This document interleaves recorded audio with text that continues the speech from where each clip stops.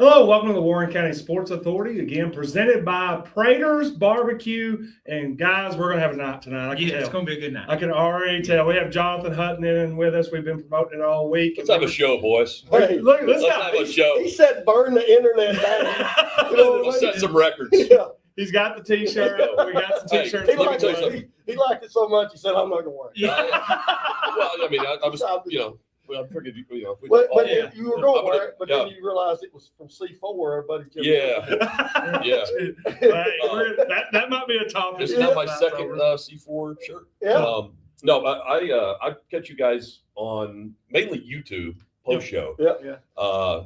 Tremendous job, and I commend you guys for branching out and doing what you're doing. Yeah. You're going to crush it. So. Yeah. If you don't know, Jonathan Hutton is a media titan when it comes to he's sports media host. He's a guy that has been very visible in the Nashville area, but of course he's Warren County born and bred. Right. In fact, over there in Vervilla, I hear. Over there. So yeah, I was there today. You're in the Vervilla area. Yeah. So yeah, Jonathan Hutton, we go back. We put a picture out there today. Yeah. And I think everybody could tell Hutton was there because he's front row. Yeah. He's They front didn't know row. you. They were like, no, I don't think they saw up in the corners guy with glasses, MTSU hat. And it's that's Simmons. Well, so, when you were at the Standard, you would have identified everyone in the yeah, that would have been an idea back in the day. So basically, he was a front row, bro, and you were kind of a mid-pack. Well, you got to understand, Hutton was the big dog. He was a senior back then. Okay. I was a sophomore. Yeah, you had to be in the so back. you had to, I was about 4 or 5 rows I back. wasn't cool until my junior year. I mean, I don't know how many people can relate to that. I was a loser freshman, sophomore year. Trevor, you relate to that? Yeah. I mean, there were some cool people in freshman, sophomore. I wasn't one of them. So he says senior year. I was like, that was the junior senior years was a peak for Hutton and Vervilla.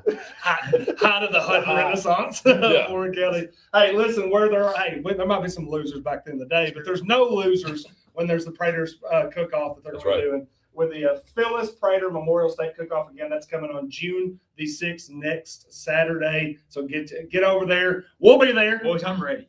Trev's appetite, I heard his stomach growling before the show, so he knows that we're going to be going to Prater's before the night's over. But also, too, Prater's Barbecue is a presenting sponsor here on the Warren County Sports Authority Show, which you can catch again on Facebook Live, which you should be doing right now. You can also get it on YouTube, and then it's on Spotify. And we usually get those up pretty quickly now, guys. Yeah. It's like we've decided that, hey, when we say we're going to do something, we actually do it. Yeah. Yeah, keep that energy. Interesting. Keep that energy. Hey, the energy's going to, hey, we got our boy here. The energy's going to be pretty hot. I told them they could ask me anything they want. Oh, yeah. Wide open here. We're going to, but again, too, we're going to get into a couple of the categories and let you know a little bit about last week Rewind, and that is brought to you by Chris Springs Fireworks, and that's Chris Cope, and he's told me today, sent me a message. He said, Simmons, we are firing on all cylinders when it comes to the fireworks. So if you want to get over there, that is 37 Chris Springs Road. They also have stands available in different areas right now. Morrison begins with this shell station at the train tracks. Eagleville 10 as well for a fundraiser for the Eagleville football team, and the year-round store open on 37 Chris Springs Road. Open now to get the best selection. Shop early. You got to shop early. Yeah. No, he's doing the show on the 4th, right? Is that correct? He's going to be doing a show somewhere. Yeah. I guarantee you on the 4th. Yeah, we're going to figure out. I wonder if he's doing. I don't know. It's because he did it though, right? They got to a while where they weren't doing it on the 4th anymore, but he has to take does it over. Yeah, the weather related. Weather related? Well, hey, let's get right into it with the last week rewind because Coach, did you enjoy the spring fling? Because it seems like it turned into the spring flood. No, I actually did enjoy it because let's be honest, the team that I said was going to win won. Yeah, good call. I said Womack, Stern were coming through. Nice job that one-day tournament. One day tournament. Hey, we got to 11 under. Yeah, he enjoyed it on the day he was actually out there. Yeah, we always enjoy the spring fling. Yeah. All the characters. Oh, I love him. I love you working gotta love spring fling. Yeah, we're going to talk a little bit more about Womack and Stern's win because I feel like they were a little locked in, boys. They were locked in on that one day that we played. Also, over the last week, Luke Saldana becomes just the 4th individual in Warren County High School / senior high individual state champion in the shot Wow. put. Could be power breaking stuff. It could be power breaking stuff. Power breaking, I like that. Hang around. Maybe around the 6 o'clock hour, we might have to be able to tell you a little bit more about Luke Saldana. We might find out how far Luke Saldana can throw Trev at 6 o'clock. He may unseat Pamela Rogers on my. There were Pamela Rogers references that we thought I had an over under at 4.5 and take the over. I tried to get him to come with me, but she was unavailable. Shane Connor's not here to hear that. He's been waiting all year. He's been waiting forever. Oh, With Pamela Rogers. Yeah. Yeah, well, someone's, and then the biggest thing, this wasn't technically last week, even though we did have a pretty good last week. Yeah. With about 2,000 followers popping in on the Warren County Way. But we brought back something that you said when we were in here for the first time, and that was about a month ago. What was it? We could do what, Coach? We could do this better. Well, one of the things that you wanted to say when we said that we could do this better is we were going to give y'all, the audience, a show that you were going to never want to miss at all, which meant we were going to get guests that you weren't going to miss. Present to you. The legend. Well, hang on. You got Rick Insel. Yep. And have you guys announced who you have coming up at all? I don't want to spoil that. No, I don't want to. We might wait until the end of the show. Yeah. Well, But let's be honest, Hutton's going to be. He's a 1A. Yeah. I mean, he is. Well, we can say that the only thing is we don't have a confirmed date. But he's coming. But he is coming. He's coming. Yeah, he is coming. So we'll say that before the end of the night. But yeah, I don't want this to be my last trip down to do the show. Yeah. I'm already calling my shot. We're going to need another show. He's going to be. He's not a special guest. He is anytime he wants to show. Are you guys selling these? Yeah. Let's promote this. Are you guys selling these? We are selling these. Yes, C4. absolutely. How do you get them? C4. You call us. You just message us on the Warren County Sports Authority. Give us a size. Give us the size, and we can do hats too. Yeah. We're going to get some Warren County Got a little Sports hat Authority right there, hats, like too. you like it. Yep. Oh, I like Coming in hot. But message the Warren County Sports Like Authority that. Facebook page and tell us your size. We'll get those orders once we get a bulk order ready to go. And you know who's We'll send doing those these? Who's doing those shirts? out. C4. C4, the official apparel provider of the Warren County Sports Authority JT. and WCW. WCW. WCW. Yeah, well, I say that we're going to, as we get through the show, we're going to pull in the other categories and the things that we do. But again, C4 is one of our sponsors. Prater's Barbecue, obviously our presenting sponsor. Last week, Rewind brought to you by Chris Springs Fireworks. But right now, we just want to discuss a little bit with Jonathan Hutton because, again, graduate 2002, I believe. Yeah, 2002. 2002 graduate into MTSU, had a good time there. Got into Had a blast. broadcast journalism, mass comm, if you don't know. Pretty big Roommates with Joe MTSU. Harvey. Shout out, Joe. Shout out to Joe Harvey. It's funny when you bring up Joe Harvey. Last night, I kept being told this over and over.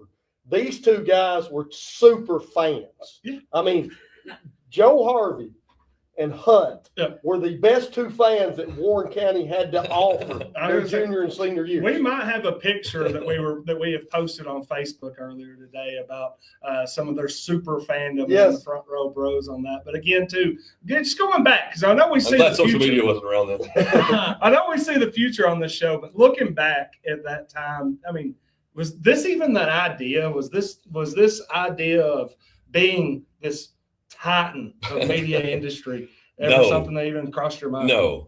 Yeah, like I didn't declare my major in college until my junior year. Really? Yeah, I was accepted for the Titans radio internship before I even qualified to get it. Yeah. And Mary Nichols, shout out Mary Nichols, I'll never forget this. She said I was going to embarrass the school, embarrass MTSU because I didn't have the qualification, like I didn't have enough PE classes or something. And I did it anyway. And shout out Sidney McPhee who approved it. And I was with Titans Radio for 16 years. I was just right place, right time on that because they had someone quit the internship program in August, right before the season. And I happened to be on the computer reading some Titan story, probably about Pac-Man.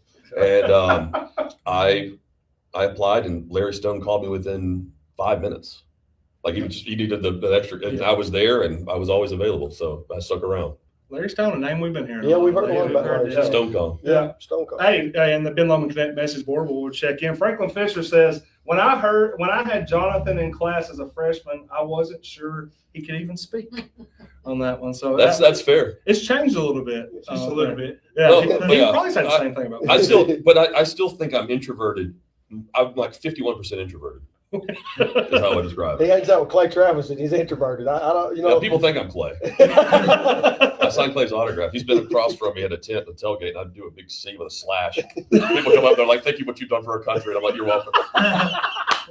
At steeplechase, someone walked up to me. He was in a seersucker suit. Walked up to me before he said a word. Yeah. I was with some friends. I said, "I'm not Clay." He just turned around and just walked away. I'm not Clay. I would say that would be something that gets mixed up a little bit. But how has it been like working with Clay? I know y'all. It's awesome, man. Like we're great friends. Like I'm fortunate to have a hobby instead of a job. He hired me in 2021. And the guy has never lied to me about anything. He's never embellished anything. When he says he's going to do something, he gets after it. And he's done that, and we're going to continue to do that. It's going to be fun. Yeah, I think that again too. So it started in 2007. That's when I met him. Really? He wrote on Rocky Top. He followed Philip Fulmer in the balls around for a season. That was the year that Fulmer was out, and he was promoting the book. And Withrow put him on his night show. And I was, at the time, Citadel Broadcasting owned the rights to Titans Radio. So I'm in the same building as them. And we would just cross paths at like 6 or 7 o'clock and we hang out. And then eventually Clay launched Outkick. I was rooming with him at SEC Media Days. He was up at 4:45 writing some story about Cam Newton on the day he launched. And it's just been really cool to see everything. Hey, Jeff, Clay gets up at 4:45 to write stories. I just, you know what? You're just no pressure. No pressure. No pressure. I can still be up. I'm gonna be up at 4:45. That's why I was late getting here. Y'all give me a hard time. I'm writing a story on my way here. No, again, too. That's funny that you say that about that season because that was the year where I decided. Well, I will say that I decided I was going to stay another semester at UT out there. So I stayed for the fall, and I got enough time out there to watch Philip Fulmer get canned. It was really nice that started that year. You didn't really know that was going to go on. No. He was just falling around the balls. Yeah. And it just so happened that was the year that all happened. Yeah, I didn't think that the end of that year was going to end up in like BJ Coleman chants in the student section. But that's a throwback, dude. That is a throwback. BJ Coleman. What was that guy doing? I was like, it was either him or was it Nate Flowers or something like that? Something Flowers. Some guy that's in a frat. Remember the kicker that they had to go get off the track? Called him in the day of the game. Had to get a police escort to it. That's a great time. But no, it's funny you bring that up because with Clay, with the things that you've done with Titans, I think the one thing that everybody's just going to ask immediately, and I'm sure you get this all the time, is who's genuine? Who's the people that you see out there that you're like they're really as genuine as they come off across and.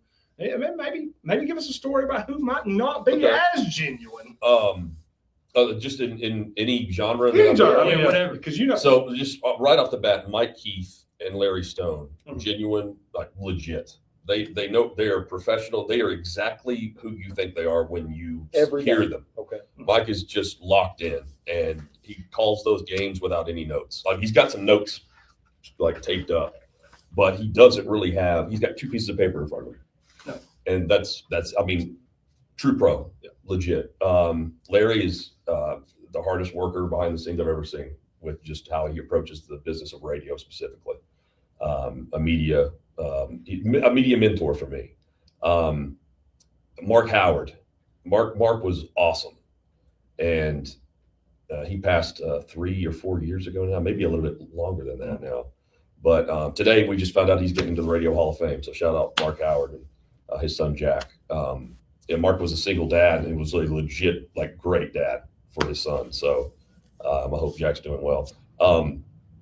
Dave McGinnis, Coach Mack. Tomorrow I'm helping. I don't know if it's a eulogy. I'm helping tell the stories that Mack has told us over the years.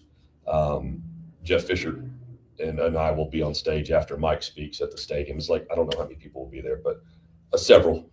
And it's like a celebration for Mac tomorrow with the Titans. So I'm, rattling off some stories in my head right now because he was my best friend. Like we talked every day, hung out. He came in to replace Wycheck when Wycheck needed to take a season, and he never left. He's a guy that if you talked to him for 5 minutes, you felt like you knew him for 5 years.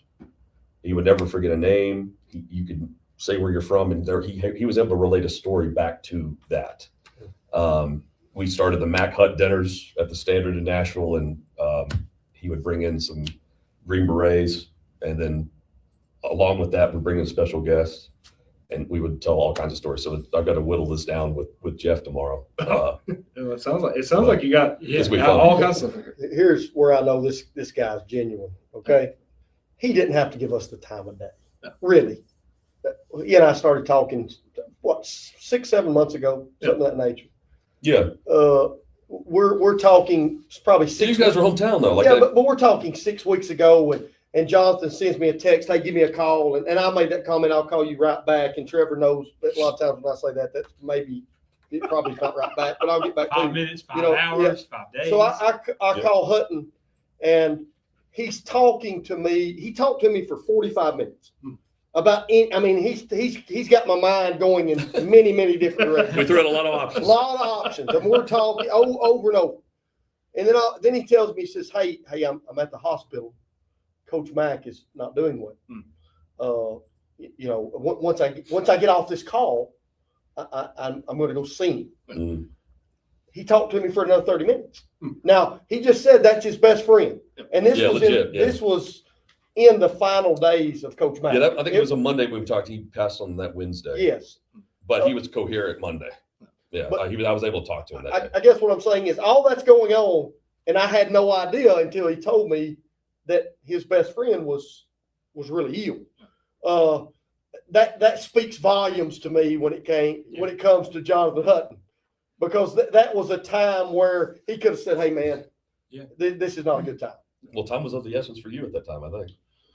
We need to get there was some questions. Some changes and upheaval might be coming up. Some questions that need to be answered. He had a lot of answers. So yeah. I had options. I don't know if they're great answers. I could throw up 2 or 3 options for you. Yeah, you threw out a lot of options. We've actually used a lot of your options. How long have you guys done this show together? 3 years, 4 years? We started. We started, I believe, in March of 20. Well, let's see. When was Mindy Stotts fired?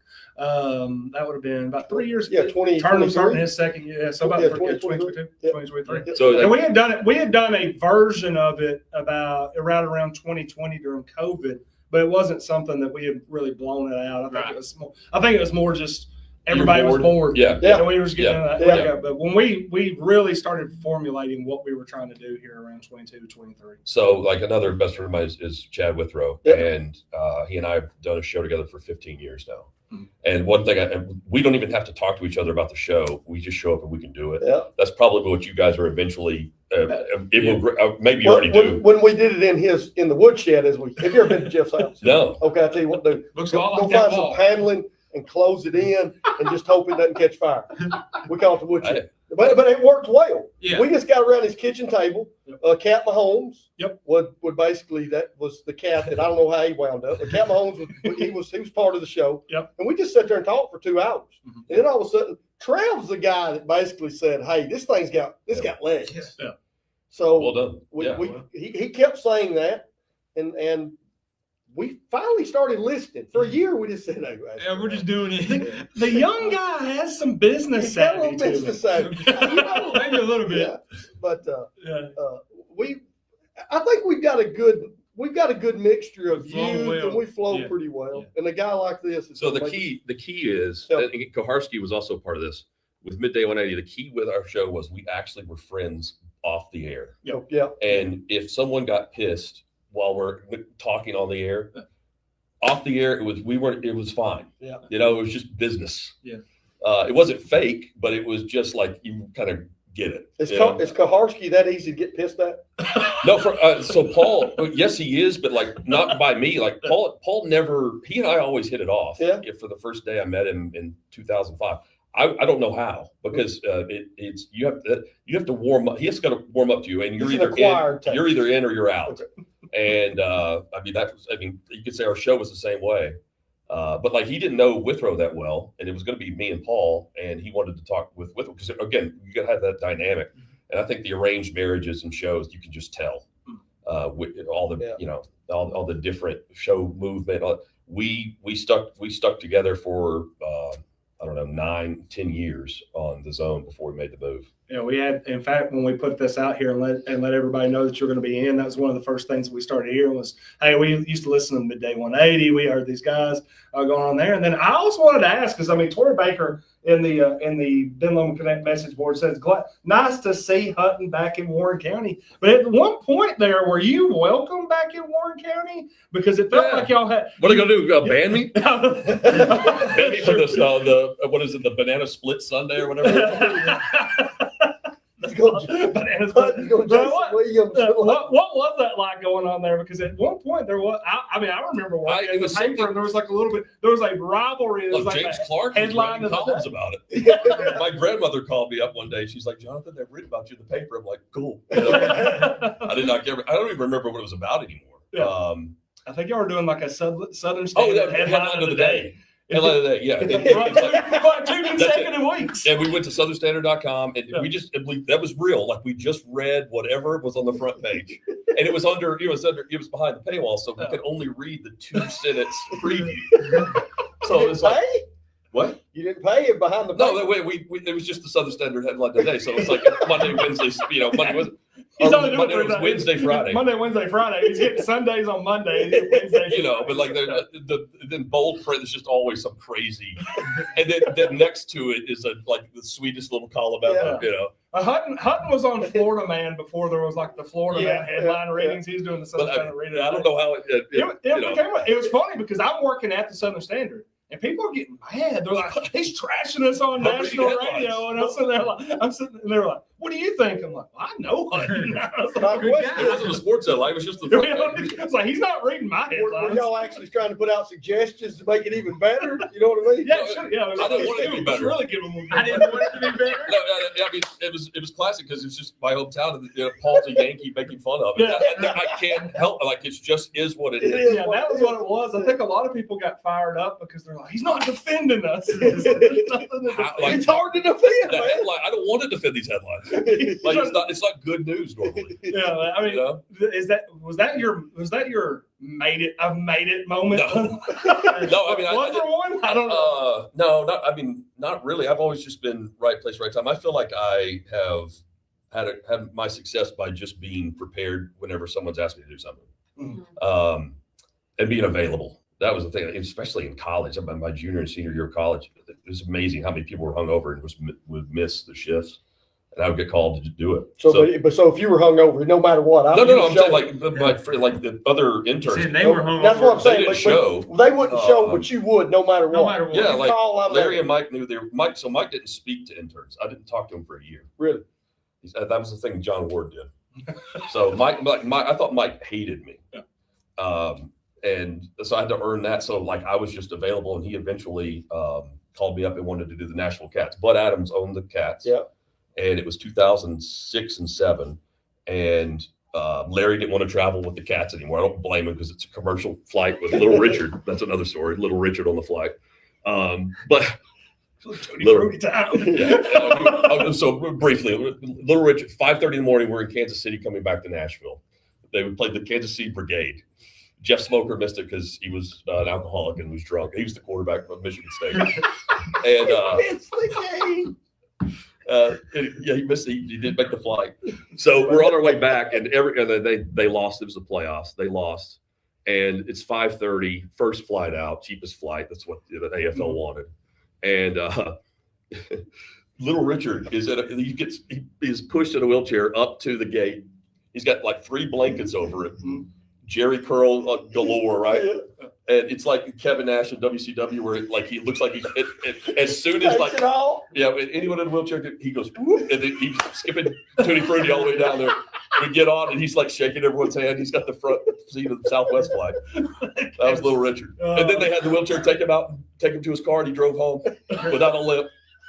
So Mike didn't speak to me, but he did that year. That was the year after my intern. But getting into what you were talking about, and let's turn this into a little bit of under construction. If you're looking to build your dream home in Warren County, Ryan Lawrence Custom Homes is the premier choice for quality craftsmanship and attention to detail. Whether you're starting from the ground up or bringing visions to life, Ryan delivers homes built to last. You can give him a call today, 931-259-0023, and start building something truly yours. Hutton, when you're talking about building. I'm sharing this link, by the way. Oh, Yeah, thank you. Appreciate it. I've always decided too that the best time to check your phone is during the ad reads. It's the perfect time to kind of take care of business. He's doing it. So He understands. Share the link. Everyone share the link. Well, it's good too because Kelly's done a great job. She throws the ad up there and everything, so no one can see us on there. So it worked well. But under construction on that, building a dream job. As you're in on those 5:30 a.m. flights, doing the things that everybody said that like you said that other people were turning down. I mean, what was it like when you were constructing this, and what dream job were you kind of building towards at that point? So I didn't know I wanted to do radio until I interned with the Titans, and I grew up a Titans fan. We were all here in '99 and all that stuff, and I was in my living room on the parents' farm when the Music City Miracle happened. And all of a sudden I'm doing a post-game show with Kevin Dyson. It's just weird. Yep. But then you kind of become jaded to it in a way. Like, I'm not a Titans fan anymore. It turns into business. Yeah, it turns into I'm rooting for the storyline more than the result. Like, if the Chiefs win 3 in a row, I'm tired of it. I'm tired of talking about the same topic. Or the Golden State Warriors, I'm rooting for them to lose. So the Titans suck with Ken Whisenhunt. I really want the tide to turn because it's the same topic every single day. But it is NFL first in radio or sports topics in general. It's NFL, and I could talk Arizona Cardinals football in Nashville and people would listen because most hockey fans are also football fans. Anything is football, but not every football fan is a Preds fan, or that's just how it is. Yeah. So you play the hits. I'm no different than 107.5 The River, where they're going to play Taylor Swift once an hour, and they're going to play Kesha. But when you listen that they're going to get back to Taylor Swift. I'm going to get back to. So it's building a show around the sport of football, and it is NFL, college football, and then college basketball, really. Yep. And NBA is way down there at least in the mid-state market. Yeah. Same for hockey's tough because I love going to the games, but we never criticize a coaching decision or a play call. Ever. No one breaks that down. So we don't really talk about it other than experience with them trying to ban us from the Stanley Cup final. I'm going to be honest right now. You could probably just throw out anybody's name randomly right now and Trev will believe that's the Predators head coach. Yeah, I got no shot. I got no shot.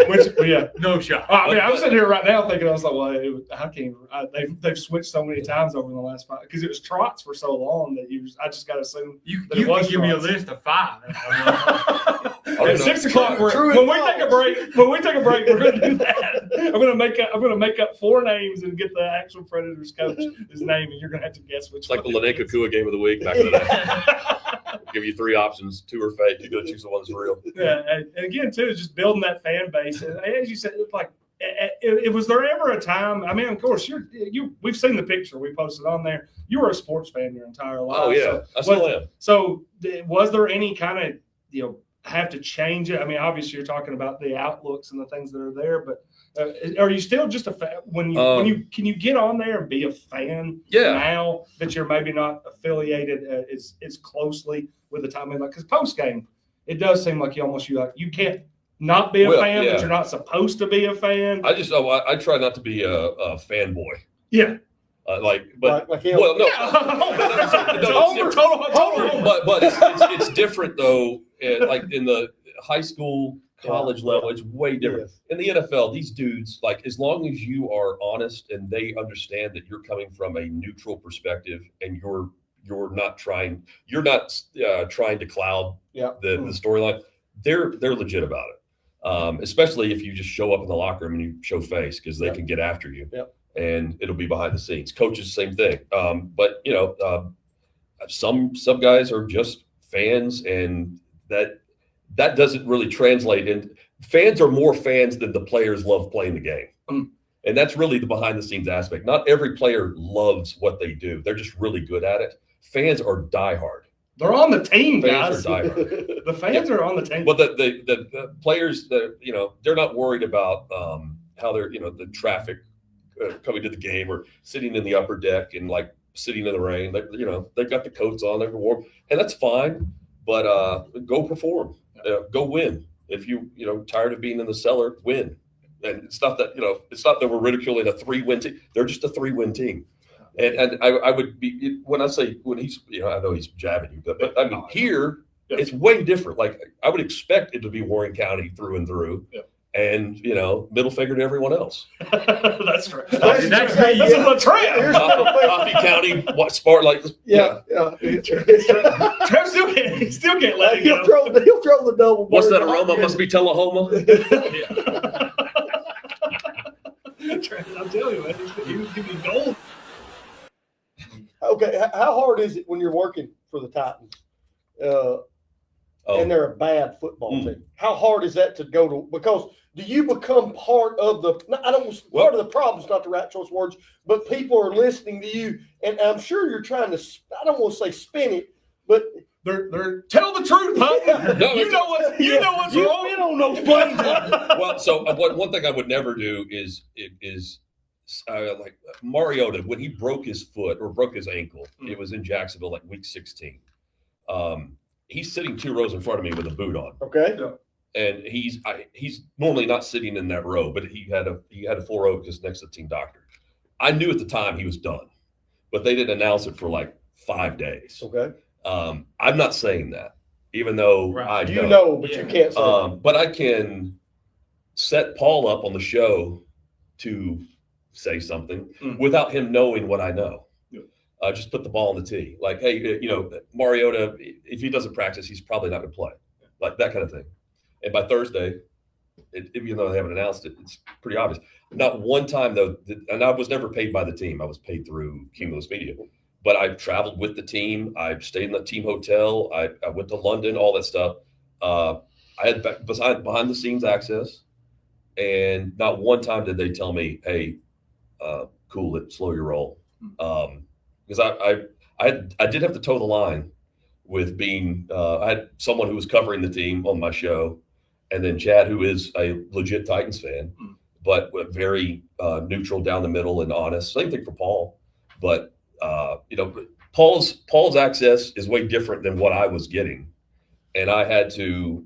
I think I did a good job at that because Mike Keith never said anything. And again, as long as you're honest and fair. I think the pros respect that. If they don't, they're not pros. They're fakes. Yeah, and there's a lot of those.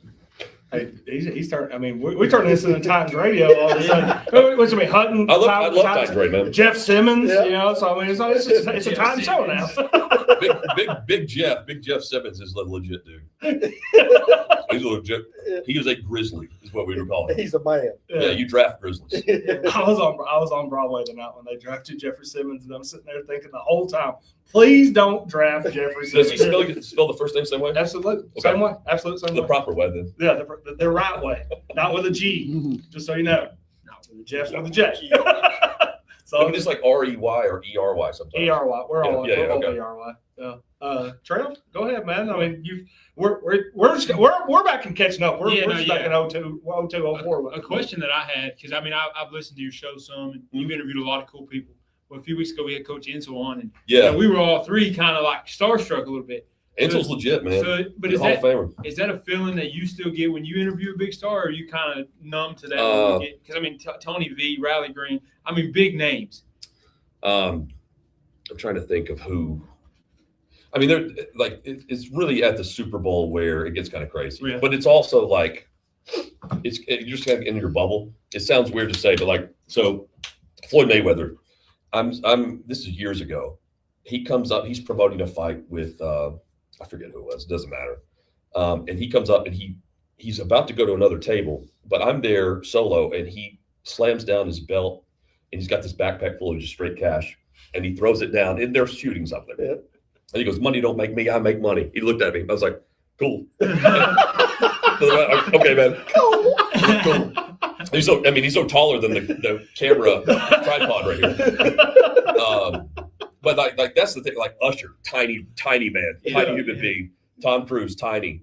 Like they're all small. All these dudes. Yeah. The coolest guys are Hugh Jackman. legit dude. Really? I love that guy. He was awesome. Very down there. He's like somebody you could bring to your hometown and he would fit in perfectly. You would have Wolverine would fit in anywhere. He's walking into Prater's and everything. He's like, I'm here. I'm home. Just give me some brisket, boys. What is the guy's? Will Forte, awesome. Chad and I love this dude from SNL and whatever. And then whoever, Alan something who played in Grandma's Boy, they were promoting. It was Grown Ups 2 was the movie, and Sandler brings his whole crew through, and we had David Spade on and someone else, but they were just off to the side, like just carrying stuff, like whatever. And we just went over there. We're like, "Hey, you guys want to come on the show?" Will Forte's like, "Us, sure." Like we were the only show that asked him to come on. He was awesome. I mean, we had MacGruber on. That's what I'm talking about. Like those dudes, it's the guys you wouldn't assume. Like the stupid movies, not the megastars, or where I'm like, this is awesome because there's all the inside jokes with all our friends are from these stupid movies.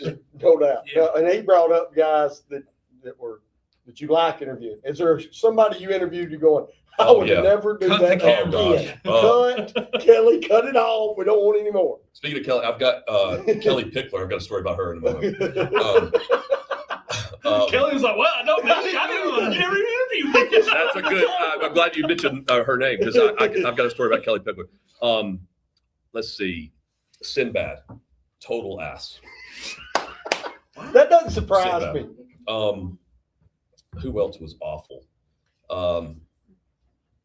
So, I mean, it's sad story because he just passed away, but Kyle Busch, he refused to let us talk about breaking the guitar trophy at the National Super Speedway. He slammed it. Yeah, slammed it. So he was promoting something and the handler or whatever was like, yeah, you can't ask him that. Like, he's not coming on the show. So we never had him. Oh. We just said no. You're not going to tell us what we can and can't ask. And that's if you're coming on to Nashville, we're going to ask you that question. Yeah. I mean, you got to ask that. That sounds like a conversation we've had. Yeah. So we want. Yeah. We had a policy, and we said this publicly. If you told us what we could not ask, we are going to ask the question that you don't want us to ask. Ask James Franklin. It's usually because it's the exact question that you would want them on the show for. No, exactly. Yeah. So hey, we're bringing on Tom Cruise. Don't ask him about Mission Impossible. Like, wow. Yeah. Let's see. So I want to hear this Kelly Pickler story. Oh, Kelly Pickler. So, and this is on me. It was the worst interview I've ever had. She was dating Jordan Tutu with the Preds. Oh yeah. And Mark Howard and Kevin Ingram and Frank, they had a day with the Vol Network. So the morning show left early because all of the zone shows had a day in Knoxville, and I filled in for the final hour of the Wake Up Zone that day. Okay. And Megan Boardman, who's now with a big country label, she was the PR rep for us at the time, but she was taking Kelly to KDF, the country station in the building. And she's like, do you want her? I'm like, sure. Because I'm thinking like, I'll ask about Jordan Tutu. Well, little did I know, when she sits down, she was also singing the national anthem at the Titans game, I think, that coming Sunday. I had no idea that she dumped him because he cheated on her, and she did it publicly on the stage like 2 nights earlier. Oh. And so I'm asking about this, but I have no clue, right? So I had no clue. And I'm like, so Jordan, she's like, yeah. She's like looking around. But she was like 1 word, 2 word answers the entire time. Yeah. I was just like, this is awful. I gotta get out of here. But we finally, they got it ended. And she was back to just normal, totally cool. And she also embellishes her country accent a little bit. No one would ever do that. Not at all. That would be, I was going to say handling is bad. From Jersey Shore. Handling a tough interview would be one of the things. Oh, but this was just awful. Like he had done something and she like dumped in public, announced it at her concert or something. And she was really upset that I was asking those questions. Well, I mean, I had no idea. I was going to say, that's the one that really, I'm sure when you get back to it and you do the review of it, you start thinking, it's like, yeah, probably that was probably more on me than her. It was like, that's my worst interview ever for sure. Yeah. I mean, you don't know. You got a long career. You could probably do. I'll probably have the worst interview so far was Kelly Pickler. Thank God it was years ago. But I mean, people still reference that. That's fine. I deserve it. I can be a pro about Hey, you can't only take the win. You can't take the win. Gotta take You can't enjoy the success when right. you feel failure. Right? And speaking of that, let's go to avoiding disaster. Let's do it. Tell us who Hey, sponsors that's sponsored by Adam Wood out here in this beautiful building that we're in on Manchester Highway 6282 Manchester Highway. He does it all: home, auto, life insurance. If you can't get by the office, call in and see us, or call in and talk to us. 931-668-7075. Once again, 931-668-7075. We'll get you taken care of. Yeah. Well, No notes on that, by the way. No, boy, hey, he's off a the lot dome. better than There's I am. nothing off camera. He's a lot better. It's at like it you than I am. work there. Yeah, something. I'm here all the time. Well, we want to ask because we've brought up some coaches, and so you've probably been around a lot. And Sullen's brought this up. What was it? Rick Insel said something about coaches. Rick Insel, we were talking, and he said when he got to collegiate level, he figured out some of these college coaches just weren't that good at their job. This is so true. He went to, I think he said he went to Colorado State or somewhere in those, in that conference they were playing in. Yeah. He's sitting there thinking, what in the world are these guys doing? Oh, it could be at the SEC level too. Yeah. Well, So I was going to add, avoid disaster one that sometimes we just think because people have a title, they can be a coach because their title's head coach. Owners too. Have you ever seen anybody like that? Are there ever times where you were sitting there thinking, man, this is going to be a disaster? Kid wasn't Hunt. he told me that on the He phone. was awful. He is. So when I started, it was Jeff Fisher, and Fish had an open door policy for the media. So you could local cameras could film whatever. If they were practicing an onside kick or a special play, he'd just come over to the media area and be like, hey guys, just let's not film for the next 5 minutes. And then nobody did that. Nobody talked about what they saw at all. Because if we did, we wouldn't be able to do the open door policy. Right. Even when we went inside the bubble, the indoor facility, sometimes, it's crammed in there. He still let everybody in. Then Munchak was fine. He's just very quiet, but a very good man, Mike Munchak. Then came Ken Wisenhunt, and he's just a guy that just wouldn't look anybody in the eye.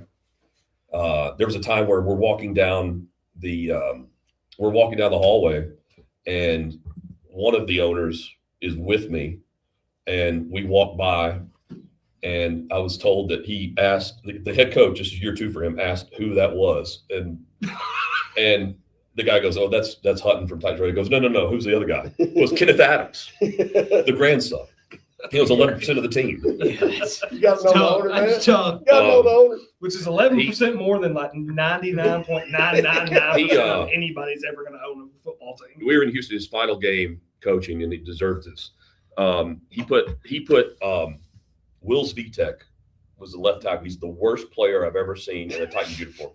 He's playing left tackle, and Jake Locker is starting this game hurt. He gets by the way, J.J. Watt is mic'd up for this game. We're in Houston. J.J. Watt's mic'd up for this game, one-on-one with Will Svitek. He looks like the Mountain from Game of Thrones, except he's not agile or an athlete at all. But he would. He would. Guy. The Viper takes him down easy. He would not be out easily. But I'm saying he's not a left tackle. He would be like a guard. J.J. Watt one-on-one, and I think Watt probably had 5 sacks. We could look this up. This is probably 2014, maybe 2015, 2014, because Malarkey was 15. So the backup quarterback comes in. I think Mettenberger hurt. Yeah. And he would not double team this. And I was just like, just threw in the towel. He's an example of a coach that coached the Super Bowl for the Cardinals, but sometimes it just doesn't matter the individual head coach. Sometimes it can be your staff, it could be your players. Kurt Warner had something to do with that too. But the young quarterbacks here just never gravitated towards him. So he was just kind of a prick. I just looked it up. That's the game he caught the touchdown pass. Yeah. So he caught the touchdown pass. Yep. He forced 2 fumbles. There you go. Will Svitek was blocking it. And it just says pressure. Will Svitek was just standing out, was across from him. He ever blocked. Pressure. 4 sacks. Pressured the quarterback repeatedly. Repeatedly. And it said, wouldn't even know. What I just saw said mic'd up on a night where he increases MVP chances. He was mic'd up, and this is for the Texans website, and we watched it back. and he's just like, he gets across from Z-Tech. He's like, oh, here we go. And then just drills Jake Locker. I mean, that guy probably had, 2 appendix surgeries a day.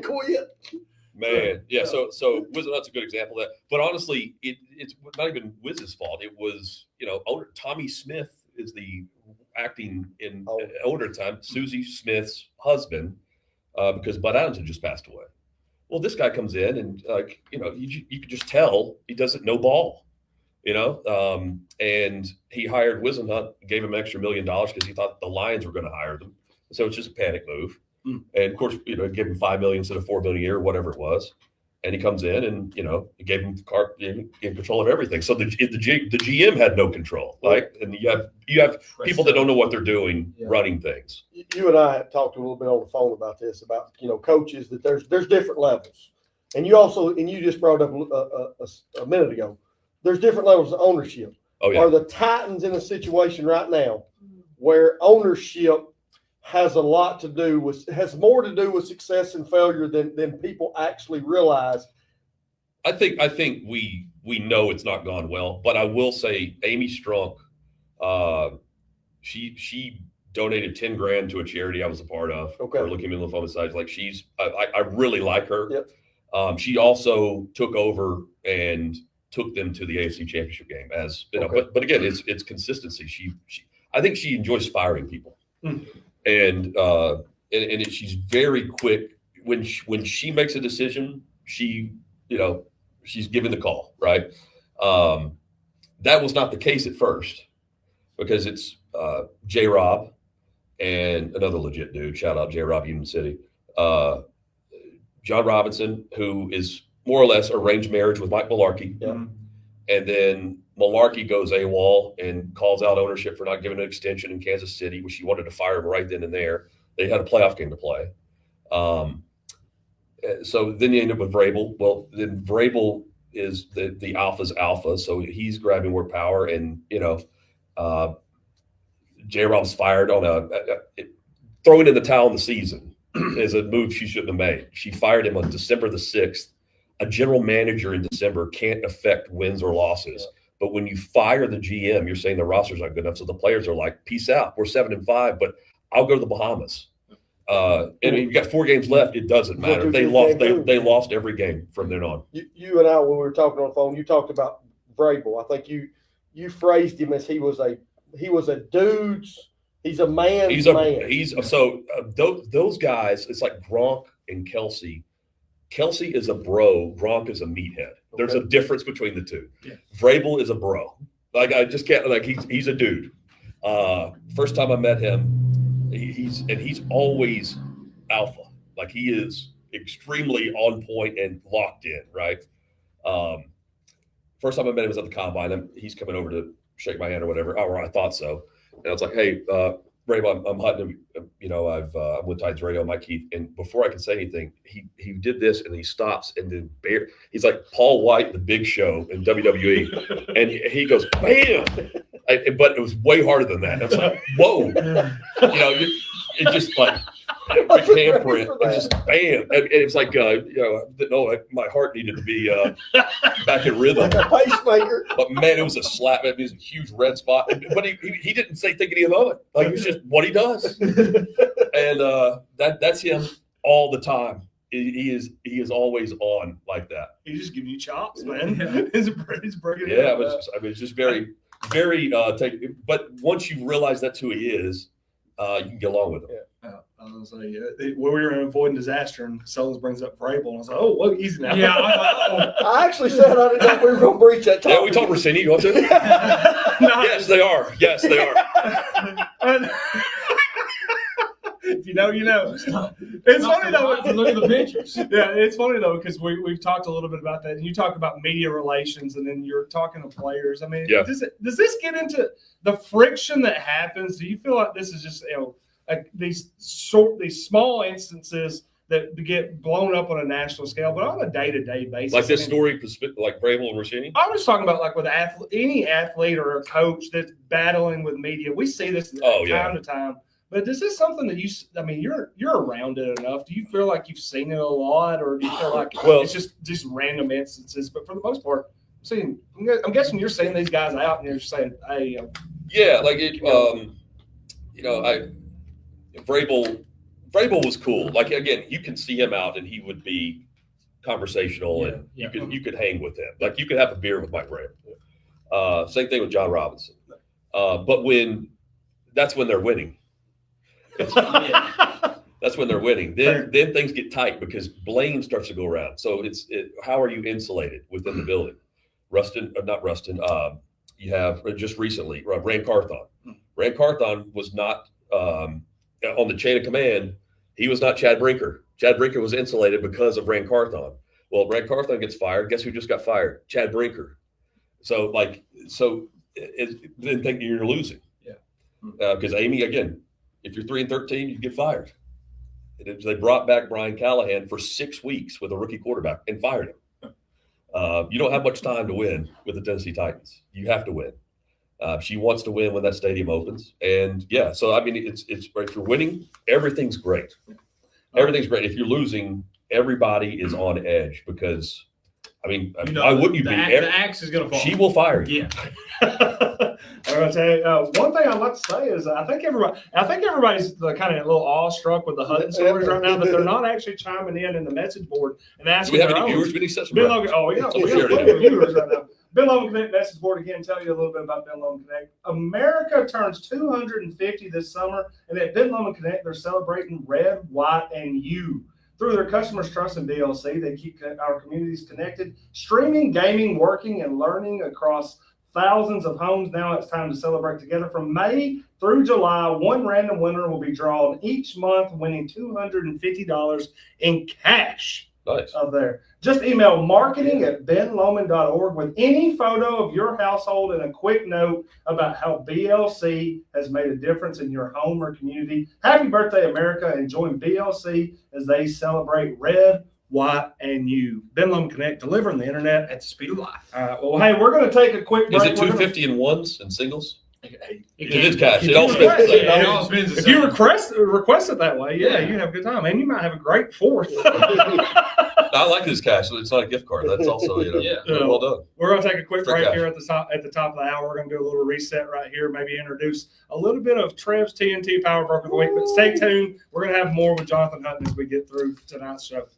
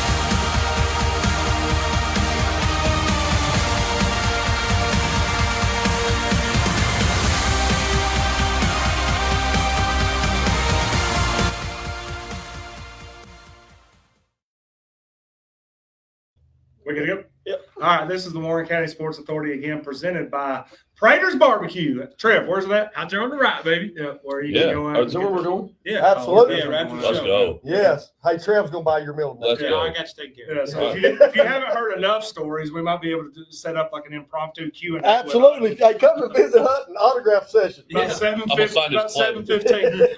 Sign his plate. That's great. He signed it in barbecue sauce, maybe. Again, to Prater's Barbecue, the presenting sponsor of the Warren County Sports Authority. We have we've added some chairs.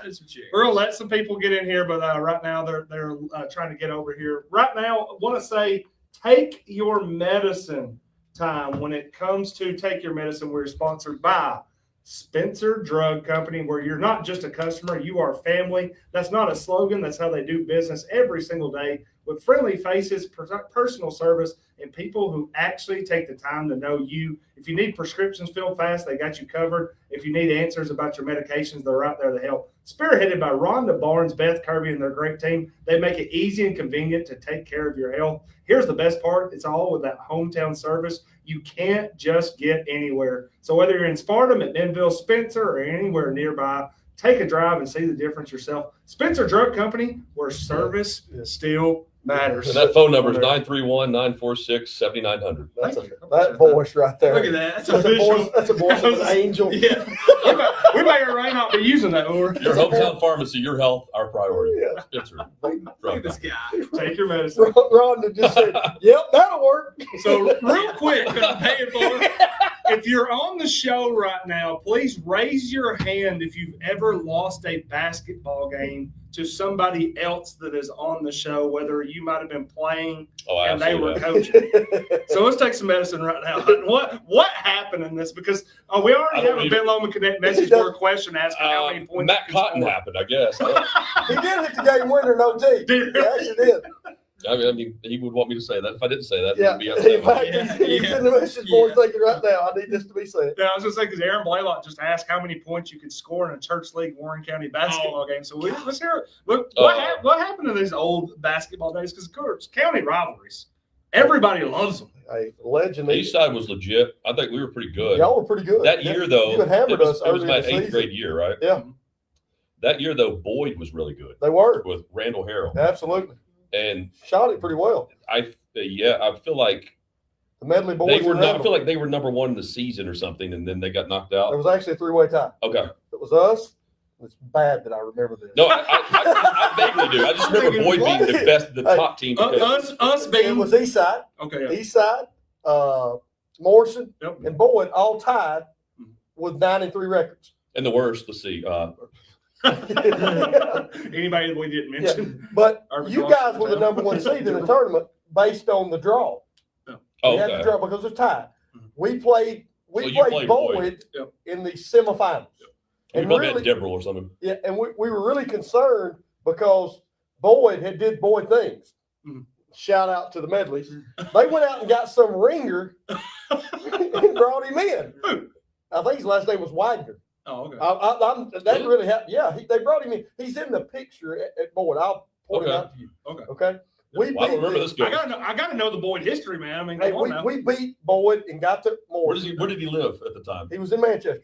Oh, He actually came in. It was a boarding school. Yeah. Private school. It's private school. Private You school. can Yeah, they recruit. brought him in around January, which is fine. Totally understand. In January. But then we get It's in like the finals. Macaulay. Or something. We get in the finals with Morrison.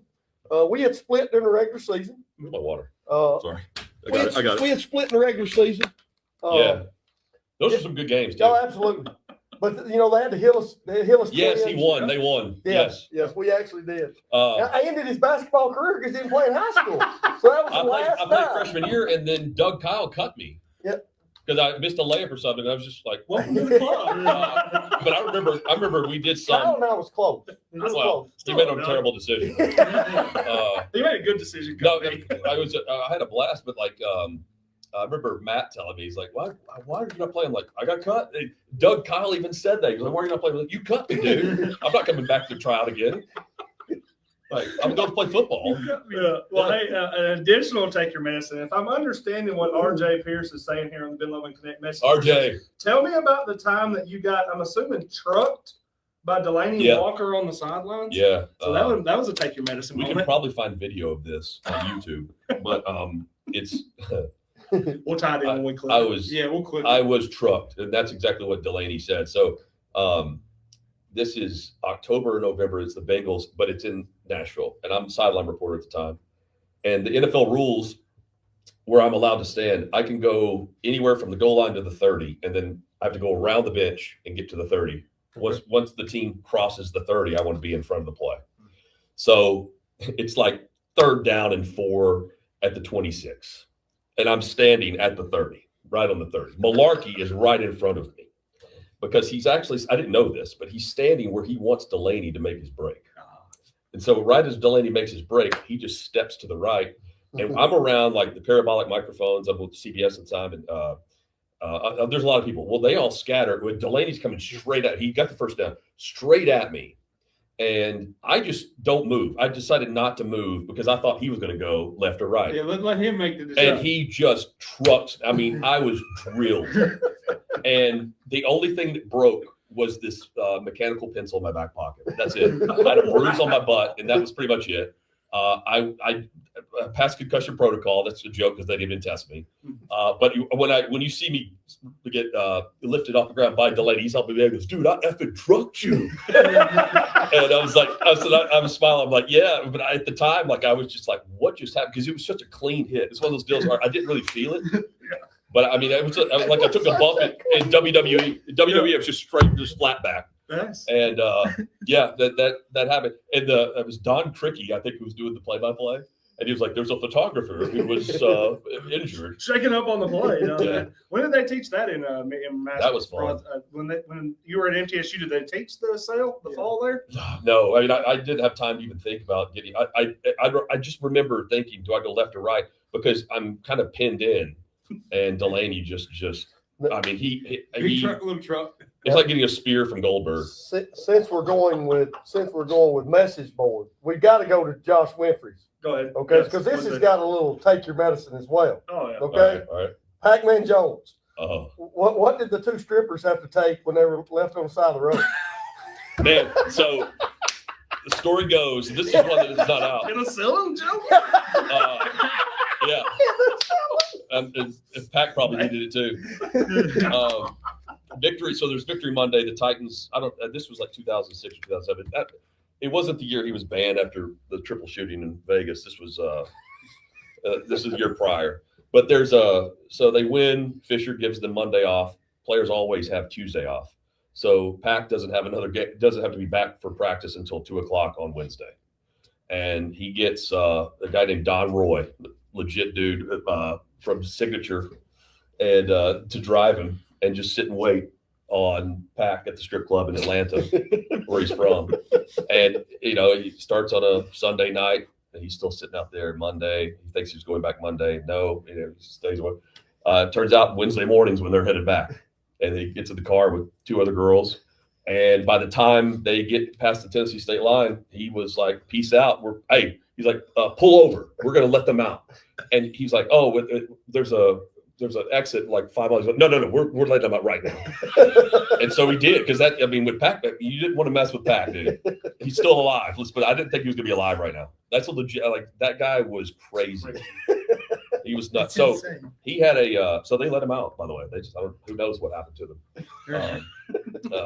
Disappeared into the night. Pat probably knows, but yeah, that's probably legit. knows. Either he does not. Pat probably knows. He probably went back to the strip club. But so he was banning the media. He refused to talk to the media when he was going through that triple shooting with like Tom Urbanski, I think it was the guy's name, the club owner, and I don't know, it wasn't Cheetah, but it was something else out there, and in Vegas, and this was like week 6 or 7. Larry told me, he goes, "I want you to go talk to Pac, about for pregame show. Yeah. We need to see if Pac-Man will talk about Fisher taking up for him and having his back." I said, okay, so Fisher spoke outside, and while he was speaking outside, again, open door policy.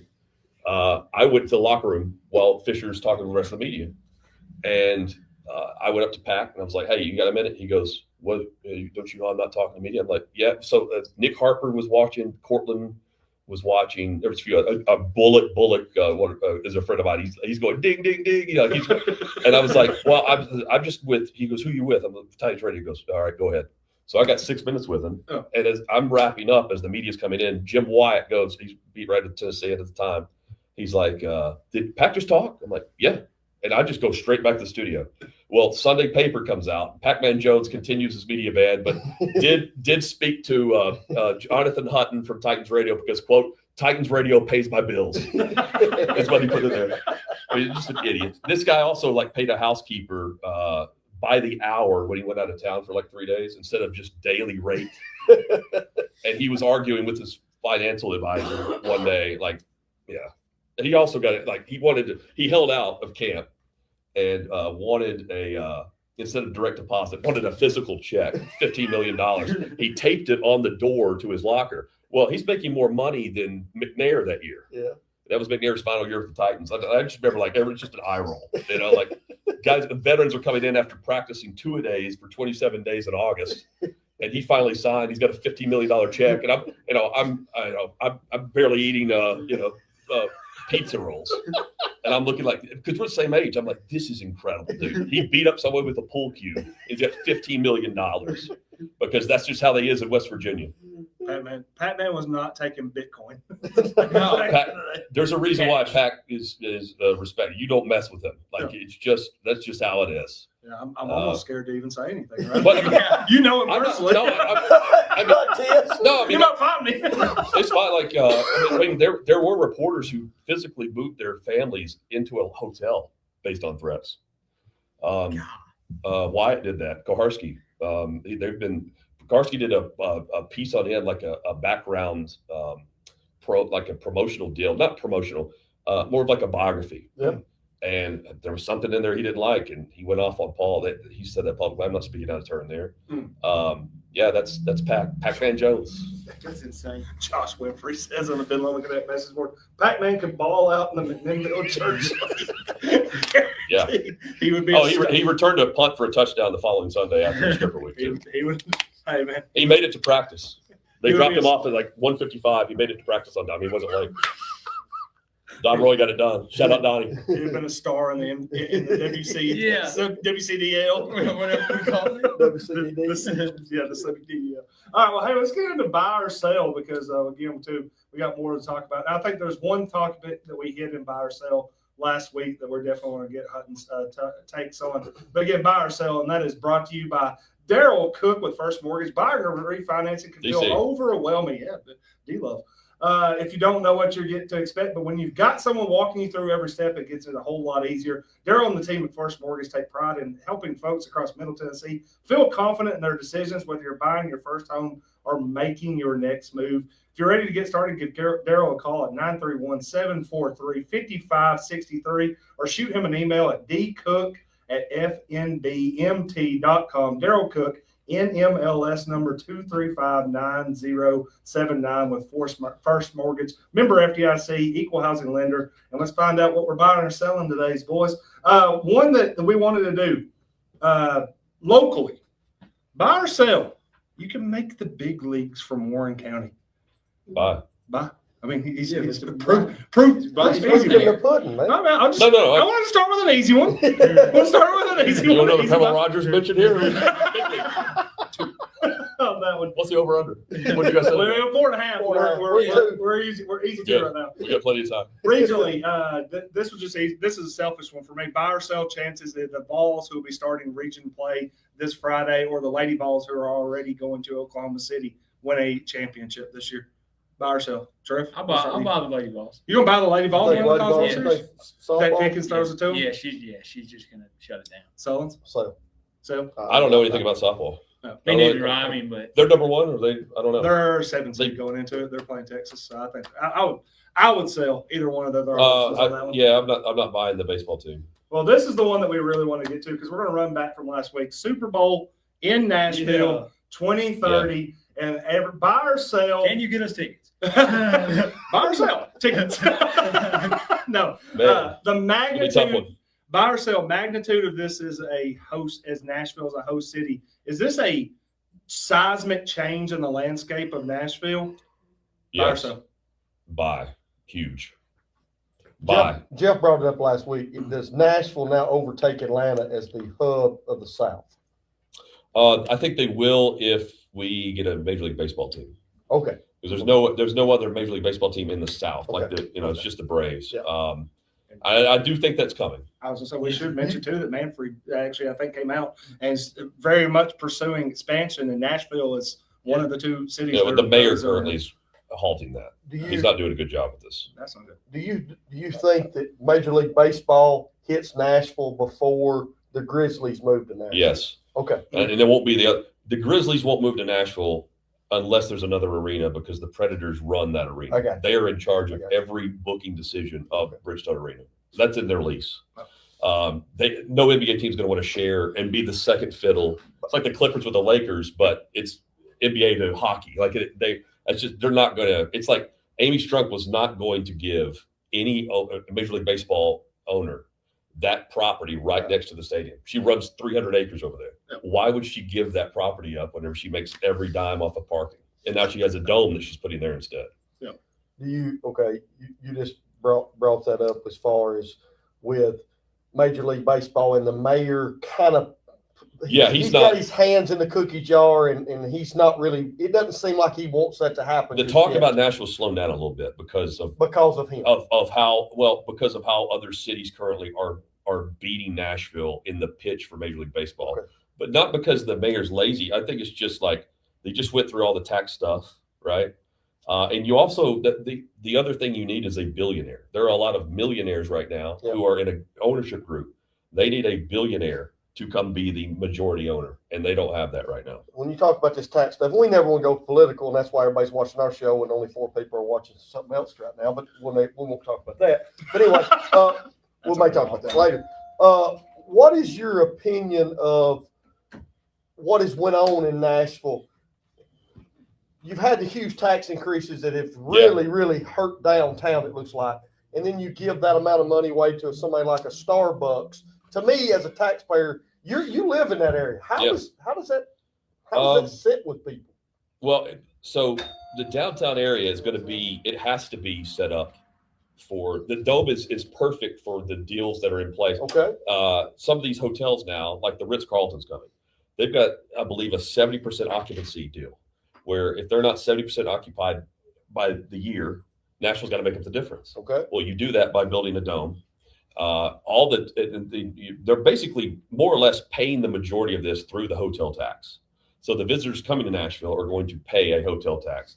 They're $400 or $500 a night right now. I mean, CMA Fest, that people, it's hard to stay downtown, but the hotel tax is paying off the majority of that stadium. It won't be. We will be taxed on the food and beverage aspect when we walk to the game. And don't get me on parking. The parking is going to be awful. Behind the scenes, you've talked about, you and I talked a little bit about the Super Bowl, how the dynamics of how this all transpired. And it kind of looks like, I don't want to say it looks like this was thrown together. That's not the right choice of words. No. I'm sure there's a lot of things that went on in the previous months that you were saying, hey, this is going to take place before it actually broke.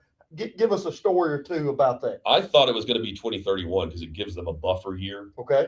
And the city and the NFL, the city for sure is not going to want to host a Super Bowl unless that skyline is perfect, because this is the pitch to the league from the city that we will be in a rotation every 10 years or so. Well, like Arizona gets one. Arizona, since I've started in the NFL, has had 3 Super Bowls. So since 2007 was the first Super Bowl I went to. That was the Eli Manning Tyree helmet catch. Yep. Since then, they've had 2 others. Nashville wants to be in the Atlanta rotation or the New Orleans rotation. To do that, it's got to be pristine. And so they still have to tear down the other stadium. That what's going there is going to be like a little green area, but they're going to build T-Pack over there. They're moving the affordable housing across the street. They're going to be the Ritz-Carlton's going here. You've got a lot of moving. They're moving the pedestrian bridge a little bit. There's a lot of stuff, and they want the dueling sides of the river. With First Avenue is just vacant right now. It's the backside of Second Avenue, right? But I'm saying like the backside of the buildings, it's going to look like you enter on First Avenue, where you have the lights going at each other. You've got Broadway here. You've got the what'll look similar to a Battery or a Grove on the other side, more family friendly, I would say. They want that perfect, and they're going to do that by 2030. That's what they're telling us. I thought it'd be 2031. The city will have. I don't know if this has been announced. I know this. They are going to start a separate business altogether of 300 staff members, not currently employed. Maybe some are part-time that will be going over, that will do nothing but prepare for the Super Bowl, starting now. They've promised they'd fill that. The NFL gets 4 hotels fully occupied by whoever they want it, that's given to them. They have a limousine service, so many cars, long-term housing for people that will be here for the league, that will be here 3 months out from the game. All these are part of the pitch from the city. And it's actually a better deal than what other cities actually get in some cases. But it's really going to pay off if the city gets in the rotation for the game. I'm still thrown off. He said they're going to move a bridge. Well, so the pedestrian bridge right now, you know how it like shoots off, and then you can go left to the stadium, or if you go right, you're going into like empty parking lots and the Death Valley over there. So they're moving the affordable housing there. So they got to move the bridge where it spits out and where it turns and goes like towards the current stadium, right? Because that's going to be businesses, hotels, food, beverage, bars, whatever. And they want you to walk across the bridge to get to the game. So you go through all the taxable assets that the city has, because the city now controls everything outside of the stadium. That's not the case right now with the current stadium. Strunk and the ownership has those acres, and they get 100% of parking. They don't have to split that with the team, with the players. So of course they're going to use that for parking and not develop it. Now it's going to be developed, but now the Titans have everything underneath the roof. So they are controlling every aspect of what's under the roof, and outside will be the city's business. And so they're going to tax the crap out of people. Scared money don't. There will be a food and alcohol tax on your tab, or whatever. Hopefully the hospitality gets better. Hospitality's really gone down. I think it's everywhere, but well, we love taxes. I just love the information he just gave our listeners. Oh, and we'll have the boring company tunnel. Yep. Tony Girantana, shout out Tony G. Girantana Construction. His name's on half the cranes downtown. Yeah. He's the guy that I would say knew about this 4 years before the vote even happened. And wouldn't you know it, the boring tunnel is going to spit out at 2 of his new condos that haven't been built yet. Whoa. So there'll be, you can hop on the rail there because, Tony G's Tony G. But one of them's, I can't remember half the names of this anymore, but there can be some, like, there's a rule where you can't go above the Batman building, taller than the Batman building. Yeah. Forget that now. Like Tony Garantana is going to be building some condos that are above the Batman skyline. So the Superman building's coming. The new skyline is going to look like the Batman building is going to look dwarfed based on some of these things. A 60-floor deal, 60-story. Crazy. Wow. Paramount is what the name of it is. Go hop on the rail there. Hey, and here we are worried about downtown signs. Yeah, neon signs. I know way too much about all this stuff. We might get a little bit more in that with McCorkle random questions, but right now there's a large individual in here. We got some questions to ask. I don't want to make him wait any longer. So Luke, come on, sit down here. Chair over here for you. By the way, tax-free shirts right here. Before. Hey, I want to tell you a little bit about Trevor's TNT Power Broker of the Week, which is sponsored by Napa of McMinnville. When you think power, think about your friends at Napa Store on Beersheba Highway. Again, too, Napa professionally builds Gates hydraulic hoses while you wait. Do you need stronger power tools? Napa has powerful stuff like Carlisle, Ingersoll Rand, and Milwaukee. And feel free to call 931-474-6272 for more information. Napa, proud sponsor of Trev's TNT Power Broker of the Week. This seems like an easy one, Trev. Power broker, first off, guys, we should put him by Jeff. He makes me look so small. It's kind of like the Batman building. Hey, it's kind of like that Mark Ingram, Derrick Henry. No, hey, but the power broker's here. It's Luke Sadona. When you win gold, that's power breaking stuff, man. So congrats to you. Hey, big time. Shake his hand. Hey. I wanted to say what's up, bro? Good to see you, man. I give you a shirt. I tried the 3X on the other day. It's pretty tight. Luke Saldana here again. Well, the first question we wanted to ask: how far could you throw Trev if we needed to? I don't want to know how much you weigh. 155. Would it be? I mean, can we I get could put him over my head and like press him over my head. I'd probably No, toss hey, him we're good. 5 See, he just brought up something that's very interesting too, because as well as being the state champion now in shot put, he is a powerlifting Yes, he's a powerlifter. champion as well. So I mean, again, going to Knoxville last week, what was it like, man? I mean, you've been building towards this for a long time, and you came into the season and kind of said, "I'm going to win state." Yeah. Then you're there and it's pouring. What was it like when you finally made the throw? It wasn't any different, you know. I mean, I said to myself as soon as warm-ups ended, I said, I already won this thing. Yeah. I already won this I like the thing. call. Me too. I Are like you just that. Larry Bird walking through over there? You and can telling- tell based on your competition, basically. Yeah. You know they're intimidating. I knew I was the only one that, you know, could throw in that weather. I knew I was the only one that could throw that far that day, and I knew even if it wasn't raining, I was going to win. Yeah. Did He's you the let him alpha. know? It's Others were alpha. betas. Yeah. Beta club. Yeah, did you let them know too? Kind of like, guys, who's? Did you kind of walk through and say who's playing for second today? Well, they got real quiet every time I was up there. That's all I got to say. There was a lot of talking going on when I was going. When did you hit your growth spurt? I don't think. How old are you? How old are you? 18, So, how tall were you at 15? about 5'11". Okay. So He's the like, growth I watched spurt him the horse last couple and he was years, 6'2". shot up. 6'2", 6'2" in 8th grade. Question you probably never heard. Wow. Why did you not play football? I mean, that was Jeff's question. Yeah. They cut him. Did they cut you? No, they did not. No, they couldn't afford to cut me. But, Well done. Josh Winfrey in the comments section says, "Pick Trev up."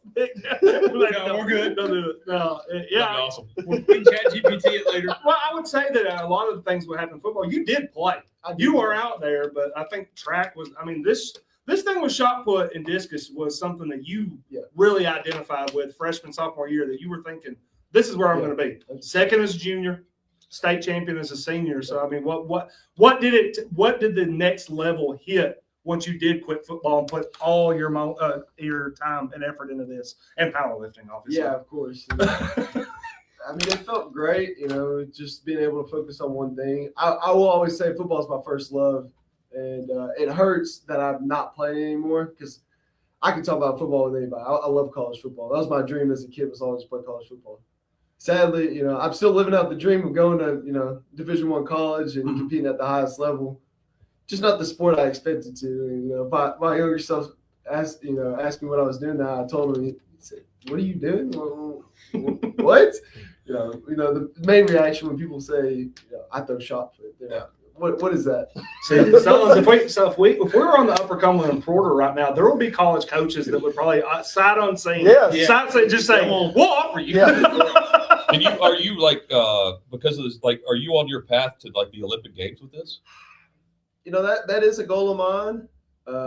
Just not. I don't know how that would work. Not a lot of money in it. So Okay. and, Not money in shot put. I would. nah, then, you know. Yeah. Well, there's a lot of money in throwing trail. Yeah. Yeah. We can get some views Put some on money that. together. We'll get everyone donate $5 right now. Put the link on screen. I'm up to 20 right now. I'll put in 100. He's gonna throw me across highway. We're gonna give it to you too. Just so Okay. All right. I think you can get him over the Batman bill. Oh yeah, I don't know. He's considered it now. We'll split it, Trev. Y'all two go ahead. Take one for the team, Trail. It's all about the views. No, it's very. You were there. Weather. You just said something that I thought was very interesting. You knew you could throw in that weather. Why? Well, me earlier in the year, I went down to Texas. I competed in Austin, and it was pouring down rain, and I'd already been in the atmosphere like that. Plus, I knew if I didn't walk out there as state champion, I would have never let myself forget it, and I still won't let myself forget it. But now that I am a state champion, you know, it's a good feeling. But I got bigger things planned. Hey, well, we know what's coming. Yeah. I mean, the rafters. Yeah. It's going to be hung. Yeah. Okay. So when does that happen? Have we already started? We're getting the sign That's and been everything made. Correct. I mean, the banner. Because when you win. Yeah. Okay. When we win the state, when we put state banners or win state golds. We're gonna do it during the coffee can again. Oh, I like it. He's calling a shot. It's calling a shot. Will you wear this shirt when it goes? I will. There you go. We'll get you If one. it fits me. Yeah. We'll find one that fits. What's your shirt? Extra large. We'll get you one. Yeah. To But about hey, 2X. huge congratulations. Yeah, man. Now I know you went on the media tour, and the gold medal. I mean that's the thing that you reach for. But let's be honest, you really wanted the TNT Power Broker of the Week, correct? Yeah. I think he's got it 3 times. He's I 3-time think- winner. He might be a three-time winner. 2 or 3. Oh Yeah. my goodness. You might have to call. You might want to call Thomas and tell him that Yeah. he's got some store credit. Yeah. You got some Oh, store no. credit Hey, there. nice. go down there and see if you can get some Mackler's car cleaned up. or maybe some McGuire's. I don't know. Mackler's, McGuire. How many times have you been asked to show your ID to prove your age? Oh, like the other day, I was in a mall and I saw a guy I knew, and he had a buddy, and he said, "How old are you?" I said, "I'm 18." No, you're not. You know, I've been getting that for a while, probably since my sophomore year. I've kind of just You know what it feels like to be in Little League Baseball or whatever. Yeah. You know, like when you're Yeah. playing a Little League World Series and like, ID this Yeah. child. Check Birth that kid. He's not 12 years He old. drove to the game. He's got a mustache. He's not 12. When do we leave for college? into August. In August. Yes, sir. Go earlier. You'll love it. Tracy Pickens on our Ben Lomond Cadet message board says he is also the powerlifting state. He owns this powerlifting state records at age 16 and 17 in Tennessee. When do we go for age 18? Soon, hopefully. We might have to put it down for a little bit just to focus on track. But you know, I thought about picking it back up this summer just for a little bit. Okay. So I mean, again, too, when you go to those powerlifting, are you doing the 3 lifts or how many lifts are you doing? Yeah, 3 lifts. I go squat, bench, deadlift. And I'm assuming you're in the 1,000-pound club. Yeah. in each one? Yeah, Come on, I man. got a stupid question. Do you watch film of like other powerlifters? Yeah, really. 100%.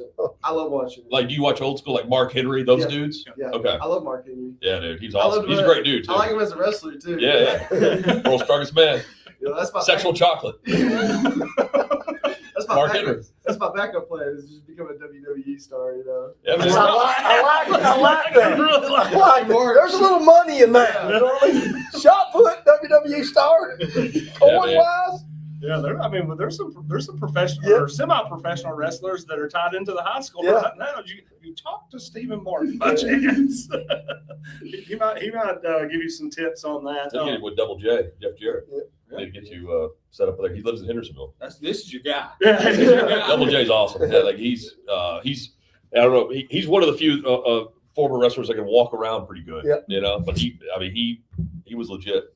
I mean, Double J, J-E, double F, J-A, double R-E, double T. Luke, man, thanks for stopping by Yes, sir. again. To go over to Napa at McMinnville. Yeah. We'll have a gift card. We'll Yeah, have a gift gift card's card waiting for on you. you. Yeah.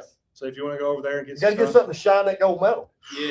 Huh? And again, too, apparently, when we play Coffee County next year, it looks like we're going to be going and giving him lifting his banner over at Charlie Dalton Gym. Second place last year, first place this year. Congratulations, man. Congrats. Good man. luck in the future, bro. Yeah, appreciate it. Thank Thank you you. so much. We're going to Yes, sir. reset real quick. And then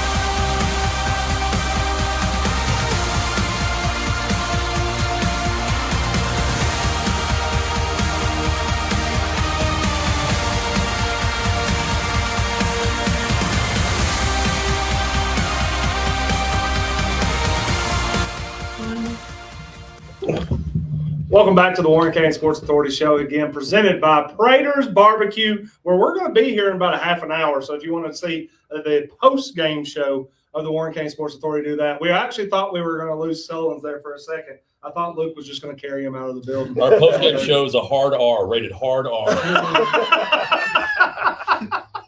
We're going PG to a hard R post-game. Yeah, well, hey, listen. Well, there's some topics that I think that we're going to tackle. And if you want to tackle any job in Middle Tennessee, from powerful Kubota tractors, mowers, and construction to steel chainsaws, Krebs Kubota has what you need. Your dealer of choice for sales, service, and rentals. Visit Krebs Kubota. Krebs Kubota. Krebs, baby. Krebs. They're in Murfreesboro. You can experience the Krebs way. That is Krebs Kubota at 615-890-1200. And you can find them at KrebsKubota.com. See you in the future. The topics that continue to pop up that I think that we've said, and I want to say this is going to be looking at the past, see the future, because something was said about the radio earlier. About being 10 years, maybe a little bit like 10 years behind, something like that. Yeah, I mean, when Jonathan and I started talking, I mean, he was talking about this show and the digital world, and he had dealt with a little bit of this with Cumulus, if I'm not mistaken. Not disparagement. And he basically said this. He said in the radio. That's all we can say. Everything's great. I'm cool with that. And I think this is exactly what he said to me. He said, Chris, basically, the radio world is 10 years behind 10 years ago. Yeah, 10 years behind from being 10 years behind. Exactly. The reverse, Giannis.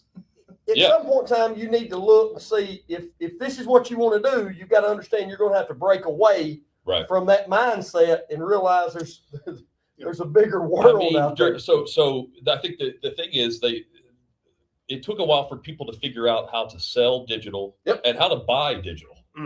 Right? Like if you're advertising on radio, there's a rate, but so during COVID, we had 3 million podcast downloads during the COVID shutdown. Well, that was not sponsored. And because at the time, you're getting used to digital being the focus, because there was always this fear in radio, in the business, that if you weren't listening live, you weren't going to get the credit for the rating.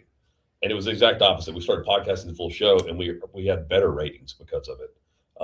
And it feeds itself. And I think even if you're not getting a monetization out of it, it's a billboard for the business where you monetize.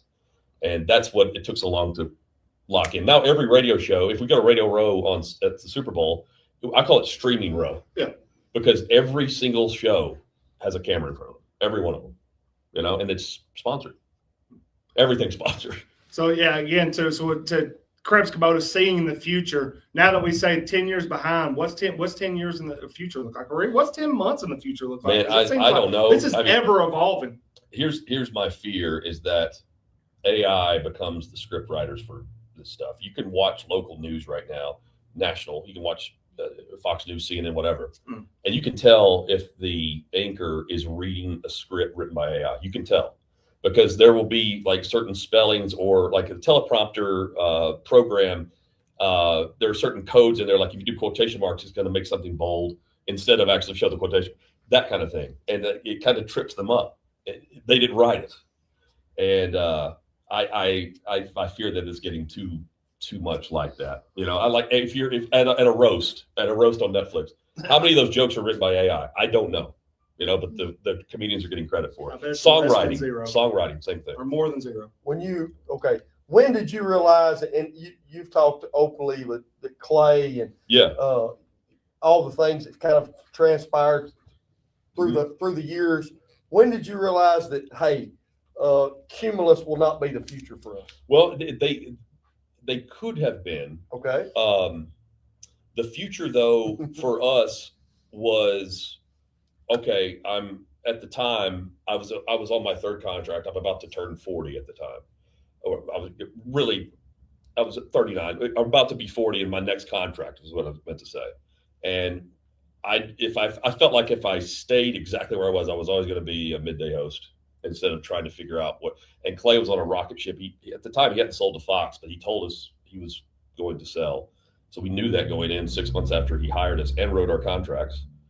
Our contracts were inherited by a company. So he did us well, and he gave us jet fuel. went on a college football tour and started doing things. And, we benefited from having the support specifically for that's like very specific show. Every show is treated the same, but the difference was I when I signed this contract, I don't have a non-compete.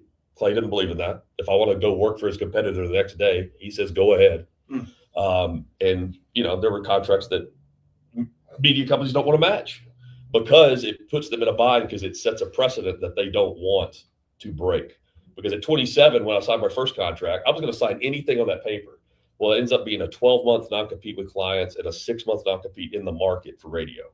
Well, I went to YouTube. I didn't go to radio initially. So the next day after we left, there are webcams up at the studio for the rest of the shows.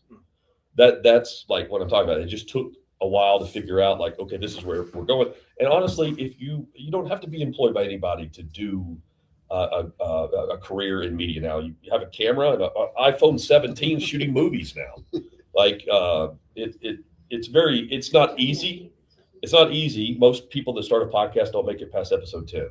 90%, I think, of people that do that don't get through 10 episodes of their podcast that they start.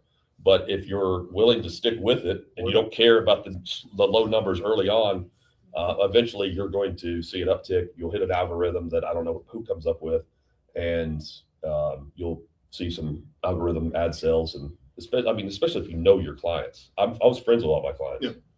Yeah. I didn't contact them; they contacted me whenever I left. You know what I mean? Yeah. Well, I'm going to go ahead and say that I think this topic's going to keep us into a situation that we might need to zoom in on Chris Sullivan as we go right here, because I want to tell you. At some point in time, I was going to say, Hutton, you want you to do the random. Oh, you want to give the random of the week? We're going to tee up the Sullivan's random of the week. Locally owned and operated since 1963, Supreme Building Products is a full-service retail lumberyard offering quality products at competitive prices. What do you need for your next home improvement project, Trev?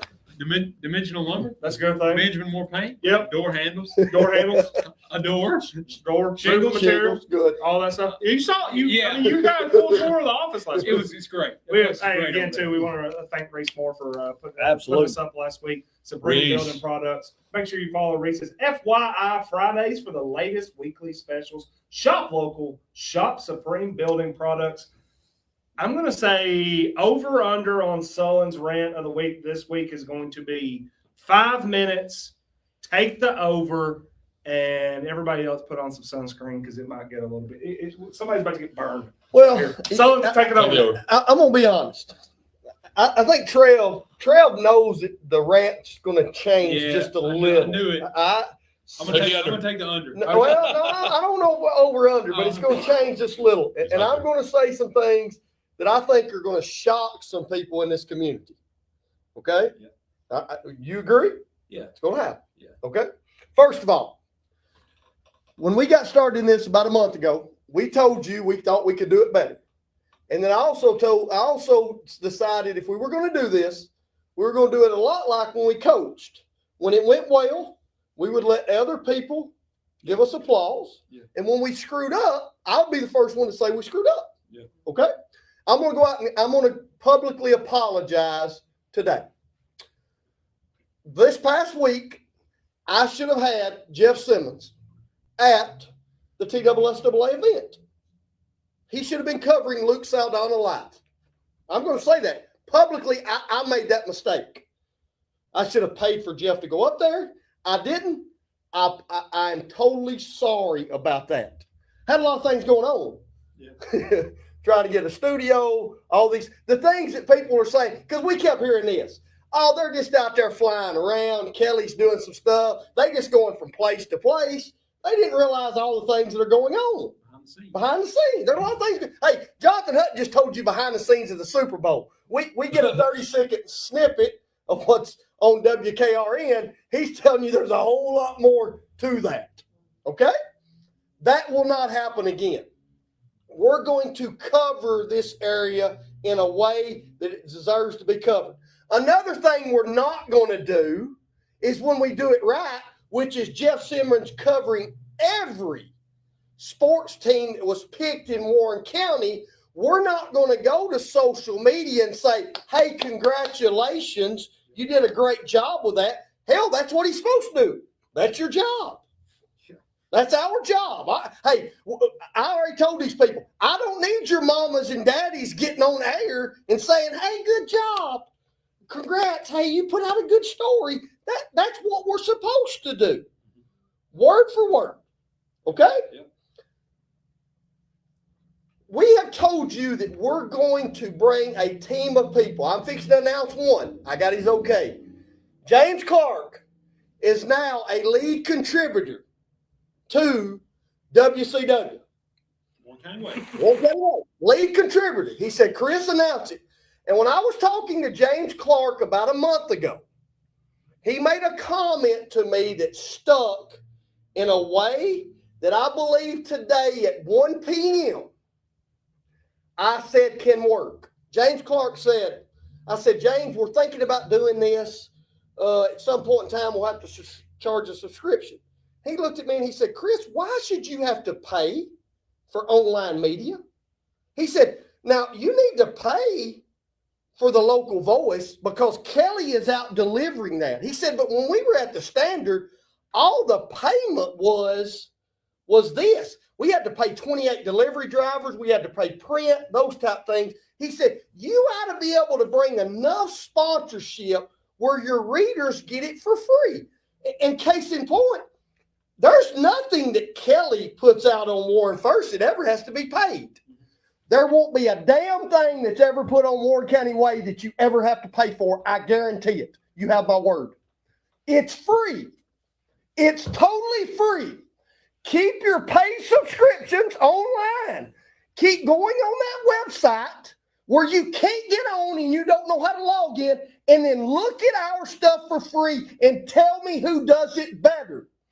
I told you from day one we were going to do this better.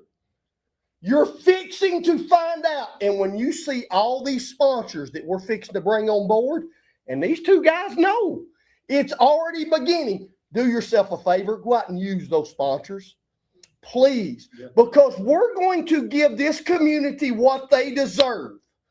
And then do yourself another favor. And I've talked to plenty of people this past week.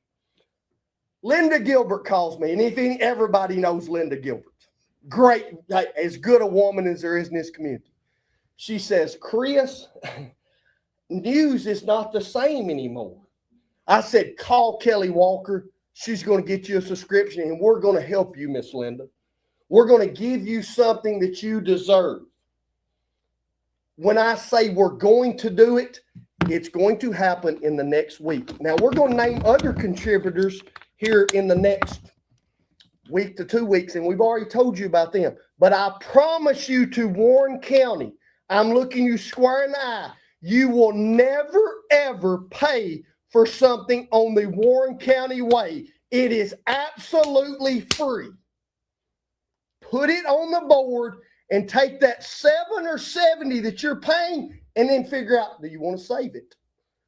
I guess we'll find out. That's all I got. It's over. It's over. Nope. Yeah. Hey. Well done. Yeah.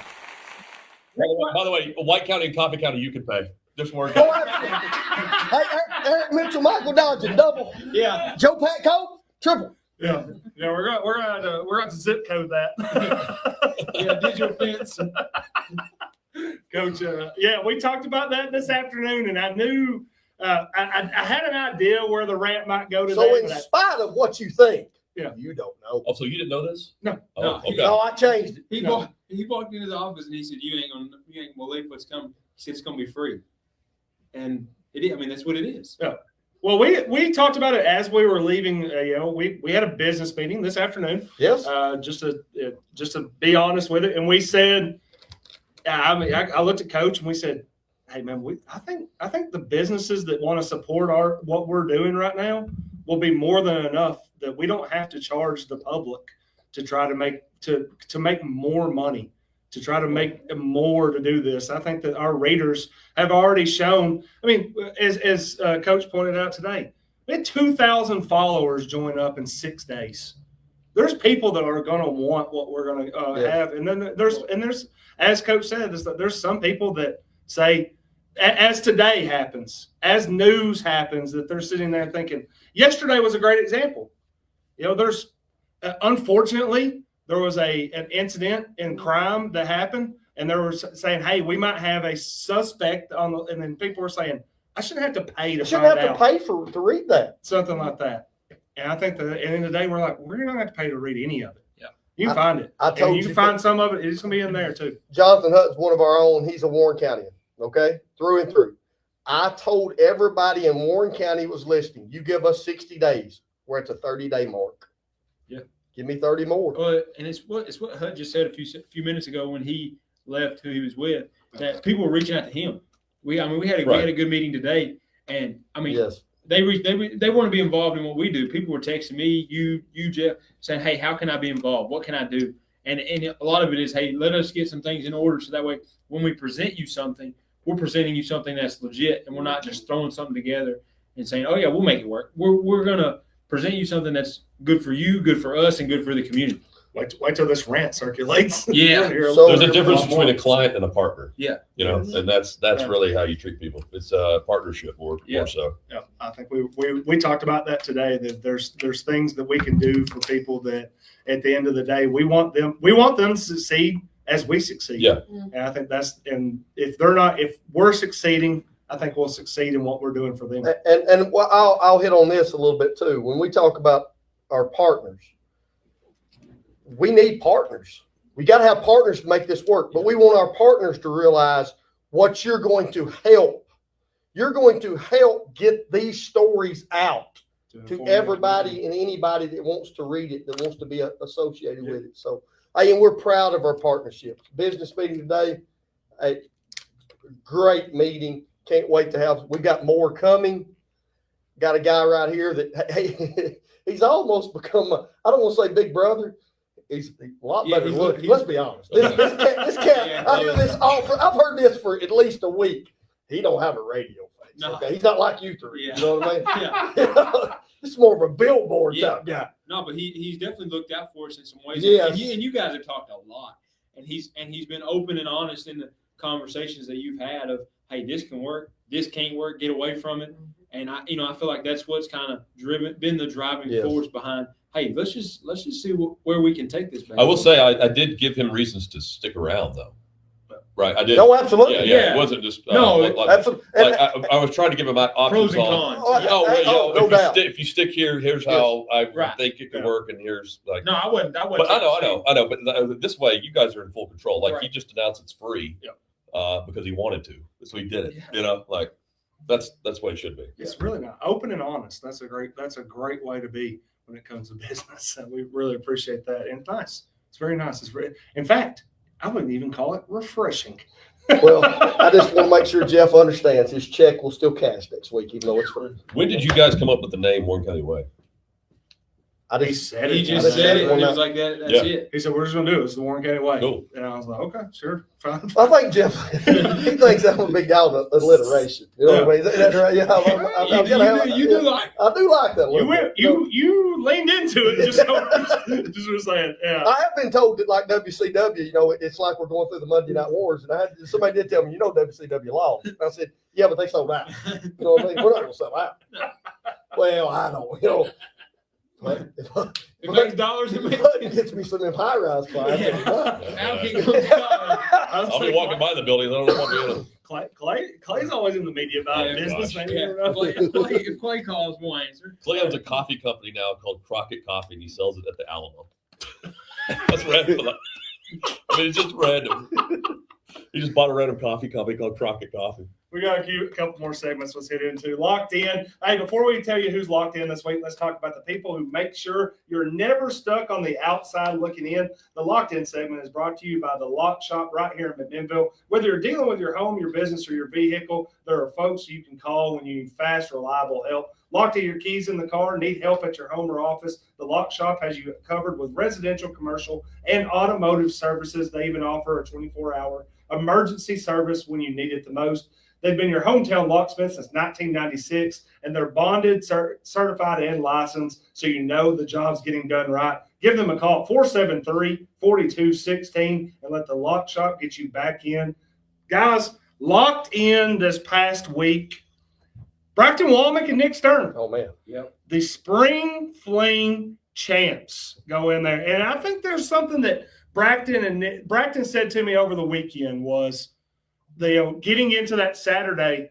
The weather report was the weather report all weekend. Yeah. Friday's practice rounds were almost all washed out. They even closed the course. Everybody saw the weather report on Sunday. So I think they said, we have to put a score together because they were smart enough to think if this thing gets canceled tomorrow, they're going to give it to whoever wins. They go out and shoot 11 under on the first day, including a big-time chip-in for Eagle on number 12. I think that's locked in. And also, I was saying right now, Coach, you know these guys. You're out there. Your club. Are they the new it team taking over for Cotton and Willie? For 1 year. For one, they've won it 2 out of the last 3. Well, I mean, but I guess. Yes, they are. I think. I agree with it. They just convinced me 2 out of the last 3. 2 out of the last 3. I'll drive the golf cart for them. I'll be the caddy. You go out there and watch them. You just play. I usually play on Monday afternoon. I'm not that good of a golfer. I don't know. Well, I mean, I'm not either. I'm just like, you were out there for the spring fling? No, I was. Oh, okay. Jeff was. Yeah, Jeff was. I was out there. I went back and looked at it. It's the 8th year that I've covered it. I loved working that when I was at the Did you? club. I loved it. It was so much fun. Yeah, it's a blast. And it's gotten back to something that you probably remember when you were there. It's gotten a lot back more to a member guest situation. Yeah. They have 59 teams this weekend. It was it's always an incredible time. And obviously, Nick Stern, Braxton Womack, congratulations to them locking in. Congrats, man. And getting their second spring fling championship in the last 3 years. And also Slick Nick, I mean, I think that's his 3rd championship since 2020. He also paired with Zach Malloy for a championship in 2020. They're lucky they even got Saturday. Yeah, they really. I couldn't believe it. Because I was going to meet you out there, and I looked at the radar, and I said, as soon as I get out there, it's going to rain. Yep. And it held off, so. Yeah, well, we should also bring up, too, while we're on the topic of golf, that the Spring 4 is happening. Yeah. Nice. Date to be determined. And this is actually funny. We can rekindle a little bit of this because this really seemed like it was the first time that we got a true Jonathan Hutton WCSA collaboration was on the Spring 4 last year. Yeah. And that was when you delivered an epic line. I don't know. There legends, Lower County legends of the sport. Jeff Womack, C.J. Taylor. Cat Walker. And who was that last one? Pamela Rogers. That's 3. We've got 3. I had to tee him up on that one. One, we should thank you. That introduction last year was fantastic. Way better than the golf. It was so much fun to do, too. I wrote that probably 15, 20 minutes. I had fun with it. And the great reaction I saw was you were talking about, someone was in the chat talking about the bull, and you just read the bull. Right? Yeah. And you said, I guess that's 2 weeks in a row, we're talking about bull riding. Oh, man. Great line. Yeah, fantastic. So again, too, I don't know. We might have to. True love, gentlemen. It was true love back then. It was. We'll have to call you back in. Maybe get another spring. You get a WCW. Exactly. Put it on a billboard. 4, 5, 7 on that one. Appreciate that. No, it's been a lot of fun. And again, too, if you want to support the Spring 4, reach out to any of the guys sitting out here, even Hutton. What are you guys doing? We don't know exactly today. Sometime in the spring, hopefully. We hope to have that. But you're having it open to anybody? I think we're gonna max it. I think we have 6 teams that we're gonna put in there. Yeah. And we're gonna try to get each one of them playing for a charity, and then we're gonna just kind of get a prize pool.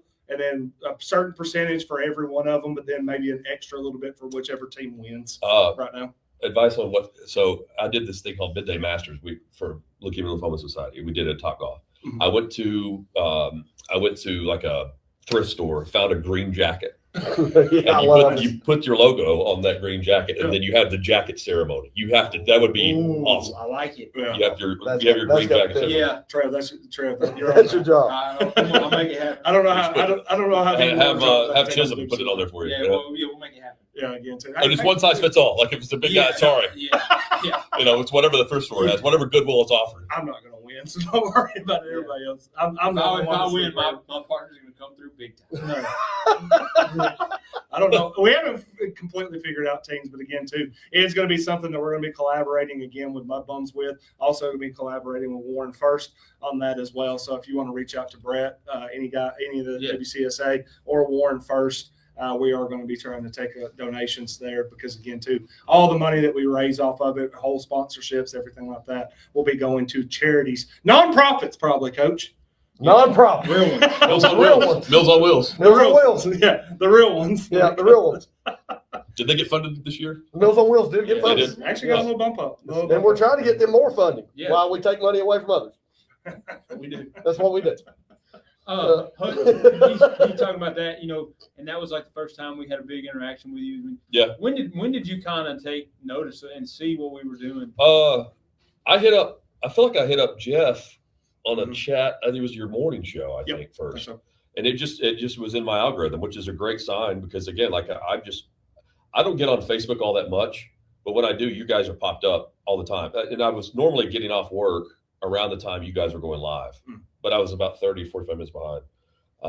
So I caught it live a few times, and then I would normally just see it on replay on YouTube. Yeah, I was gonna say you were one of the first people that I think we saw commenting a little bit on YouTube, which was awesome. And again, too, we'll be getting where we can live stream this on YouTube as well as on Facebook Live here soon. In fact, I think we could probably set that up. I just gotta tell Kelly the password to get into the YouTube account. We'll be ready to go. Hey, baby steps. Baby steps. Yeah. Baby steps. Give me time. Just be wherever you consume media. Yeah. You know? Yeah, that's pretty easy on that. Yeah, we should say everything's a billboard. I'm the biggest billboard. Yeah, big guy. I got a hat. I got the hat on. In fact, the hat is McCorkle. Easy. No, he did. Yeah, I did break that. No, chair it's to this the one. band. It's this Oh, it's one. that one? No, we Oh, you moved it. I wasn't about to You put moved it all the way away from me. I wasn't about to put you in it. That was something you never come back on. Yeah, man. That's what we didn't tell the audience. That's why we were at Supreme last week is because I broke that chair 2 weeks ago, so we had to move to a different one. All right, last thing we're going to do, McCorkle Landscaping random questions. Is your yard ready for a makeover? Let McCorkle Landscaping bring your outdoor vision to life. If you need grading, sod installation, land clearing, or excavation, they got you covered. If you want to refresh your space with weeding, mulching, or lawn resurfacing, there's no problem. They even offer professional and design consultations to help you plan the perfect outdoor space. McCorkle Landscaping is your go-to team for reliable quality results. Call them today, 931-212-5174. McCorkle Landscaping, digging deep to build your dream outdoors. Pretty nice hats, too. Yeah, he's solid. Just so you know. So, Trev, you always kick us off on McCorkle Landscaping random questions. Go. So we're talking about all these Titans players that you've seen, and Delaney Walker and Marcus Mariota. How electrifying was Chris Johnson? Oh, dude, CJ2K is awesome, man. I remember a kid watching him on TV. It was insane. So I can't imagine in person. He was he's very chill, laid back. He was locker right next to Lindell White, exact opposites. Lindell was all on tequila, and you had CJ who was eating gummy bears at 2 a.m. Yeah. You guys remember? What was the thing before Periscope? It was live on Twitter, but it was Ustream. It was like the first live stream, whatever. He would go on Ustream and take questions from fans. I'm not even saying about football, like love advice and stuff. At 2:30 in the morning on a Saturday, going into a Titans game, and then rush for 200 yards. I mean, he was awesome. And I don't talk about him enough because he's a 2,000-yard rusher. And he should have set the single season total yardage record. Yeah. But Ed Hockley called a holding penalty on like an 80-yard run in Seattle that called this playback, and he would have set the record that day had they not called that back. And it was maybe it was a hold, maybe it wasn't. But Ed Hockley's the guy that kept Chris Johnson from setting the single season record. And a game that was nothing. I mean, it was a meaningless matchup in week. But make sure everybody saw him in this medium, man. He had to make that call and get out there. Chris was awesome, man. And again, very quiet. He has like Tourette's. He's got that little twitch to him. Yeah. And everyone thought he was sticking his head no all the time. It's like, no, he's like, it's not a false start. He can't help it, That, again, too, bringing up Chris Johnson and talking about that, I mean, it has to be incredible to watch. You're talking about the finest athletes in the world. These football players. And he's making fast guys look not fast. Yeah. Yeah. And there is a true difference between 4.24 and 4.4. Yep. Like whenever they're nitpicking over a 4.3, or if you run in the draft, there is a huge difference when you get in the open field. No one, I mean, the combine, you're judged with no pads. This dude is running 4.3 with full pads and blazing down the sideline. Derrick Henry's running 24 miles per hour. I mean, it's insane what the guy. My first time on the sideline was the Carolina Panthers preseason game in Nissan Stadium, and when I saw Cam Newton I was whoa. I mean, this dude was a defensive. He was bigger than Kyle Van Bosch, and I mean, he was a linebacker playing quarterback, and just was laying people out. It's insane how fast the game is played and how big they are. Because TV, everybody's about the same size. So you're viewing them through the lens of the TV, and you're like, oh, they're my size, because you don't see the giants, right? And then you see them, you're like, this is insane. Like it's like the NBA is like you start at 6'4", not 5'11". Again, too, football question. So I want to switch into a football question too here on the McCorkle Landscape and Random Questions. What were you running in the 40 4.7 in the VFL? 4.7. Tell me your favorite VFL story. For people that are thinking ball for life, it's not what I'm talking about. Vervilla Football League, baby. We had a Vervilla Football League back in the day. Any memories from that? I remember my brother trucking somebody. He was like 4 years younger, but he was trucking something. Maybe even John Jacobs. Yeah, he bloodied his lip. That was an awesome day. Yeah. Remember when we played the rugby team? I don't know if I would have been there for that one, but they were talking trash at school, talking about how they would just come out there and annihilate us, and we just drilled them like 50-something to nothing. Like it was awesome. We were just talking so much trash out there. That was so much fun, man. That Sunday afternoon, walk down at like 2:00 or whatever after the noon games, and go to war. It's unreal. The funniest thing about all of it to me was you would consistently on Sunday afternoon have 20 to 25 guys there that would play unpadded tackle football. And not a single one of them played Friday night football. No. There was not a single Pioneer there. I went out and played my senior year just because it was fun. Like I didn't want to regret not playing. Yeah. But I didn't regret not playing my junior year.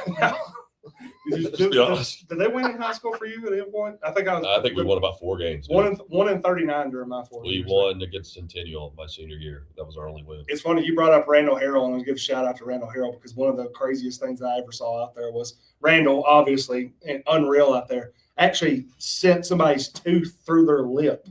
That's right. It was I won't say who. Okay. You know him. He's. I'll tell you.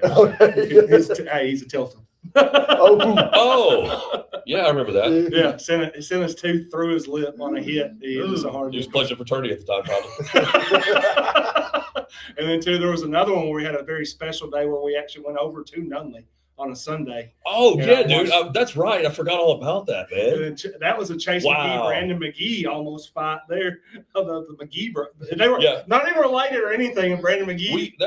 You're good point. That's a good point. We didn't have many fights. Yeah. Like it was just like you get back up, and we didn't have any injuries. No. I don't know how that's possible. Other than the two. No wonder the guy took to the lane. He just we're on an uneven field. Basically a cow pasture. Playing downhill and uphill.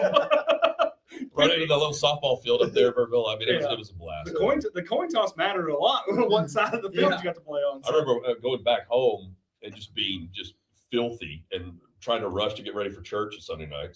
Just trying to make it at 6 o'clock because we would play until until dark. So somebody broke something. We were out there in the cold weather too, stupid stuff. My dad had this collection of old UT jerseys, and I would wear a different one every Sunday, and I'd come back and they're just ripped to shreds. People just grounded. I was like, all right, I need to know. Give me the Dante Stallworth. I wish I had a photo from that era like that.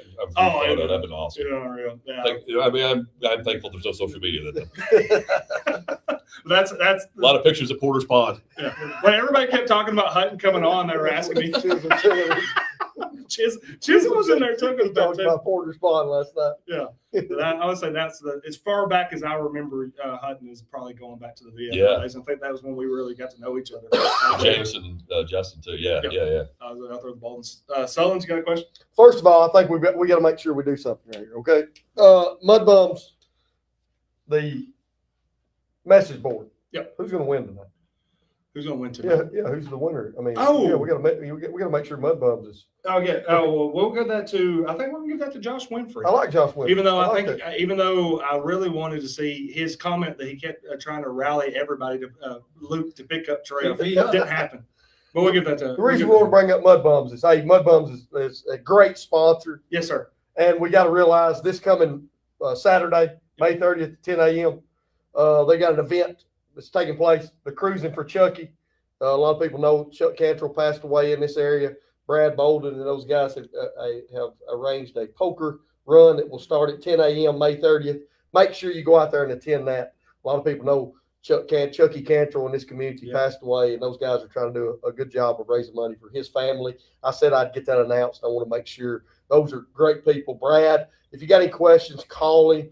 Get in touch with us. We'll spread that information. We'll put you in contact, but we want to make sure that we get that announced. Yeah. That's May 30th at 10 a.m. That's where the starting point's going to be for that event. Coach, I'll get that clipped out and I'll have it on tomorrow. My question would be this.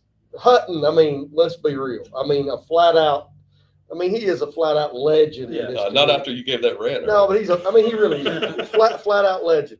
Give me a high school story that when you bring it up, everybody's going to say that Hutton was involved. Because I guess where I'm going is, last night I just kept hearing how you and Harvey were just sports fans.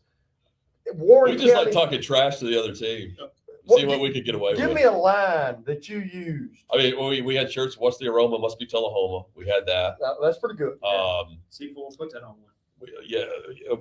I think we. Let's see. I mean, I don't know. We didn't do anything revolutionary. Like that was incredible. What anything that would rhyme with the cuss word, we would say that word instead of the cuss word. Because we weren't cussing.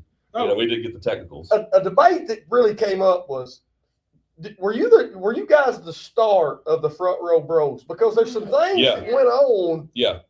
Did you guys start this? It was. There's a debate. No, we did. Okay. Because they were the bleacher creatures. Yes. And I'm gonna be honest. When I heard that today, bleacher creatures. There's something about that. No. Well, that was Reese brought that up and said that they were bleacher creatures. And then we were on. I was on CoachT.com message board or something. Oh, that was. Were you fighting with the Kel Razor? No, man. He was on there. Trust me. Kel Razor was. Yeah. Shout out Kel Razor. I forgot. It's in the. We've got it in our yearbook or annual about starting the name, but it was just front row. I said something like, "We're going to be front row, bro," or something like that, and then it was like, "That's the name." And I don't know, just took off. It was fun because we just want to get out of the house, and drive the truck around a little bit, and then support the guys. Like we're all really good friends with everybody on the team, and that goes for any class that was on the team. Any animosity since Kyle cut you? No. I haven't thought about him since I saw you tonight. Douglas, the suspender boy. If I recall correctly, too, and had he not cut me, I wouldn't have been hanging out with Joe Harvey. Maybe the front row bros never happened. Brandon Savage, I think, ended up coming in with like the big defense. I legitimately went out and built like wood. Defense. We were signs. doing like road rallies and stuff. Yeah. We were going on the road. We were riding with the cheerleaders for whatever. Like, they trusted us with that. That was crazy. Yeah, I mean, we should talk. I mean, the picture that we posted on the Sports Authority is at a game that was at the Murphy Center. Yeah, and I think we took 7 buses. Of students. Yeah, we went to Lebanon that had the low ceiling. Yeah. We were punching through the ceiling up there. They had replaced that. Do you remember the night though that they get beat Lawrence County in the region? Oh yeah. Yeah. The snowstorm. It was terrible. You couldn't get. You didn't think you were going to get the buses back up through Woodbury. Home. It was terrible. That was wild. Yeah. Was that a close? I don't even remember that. Was that a close game? Yes. Yeah. Overtime game. In fact, Cotton's a big shot. That's right. Cotton had beaten Cookville on the free throws. 3 free throws. And then in the Lawrence County game, I think he hit a almost half court shot to send it into overtime. I think it was about 35-40. Yeah. I don't think it was in half court, but it was very close. It was one of those deals when as soon as it left his hands, you're going, hey, that's got a shot.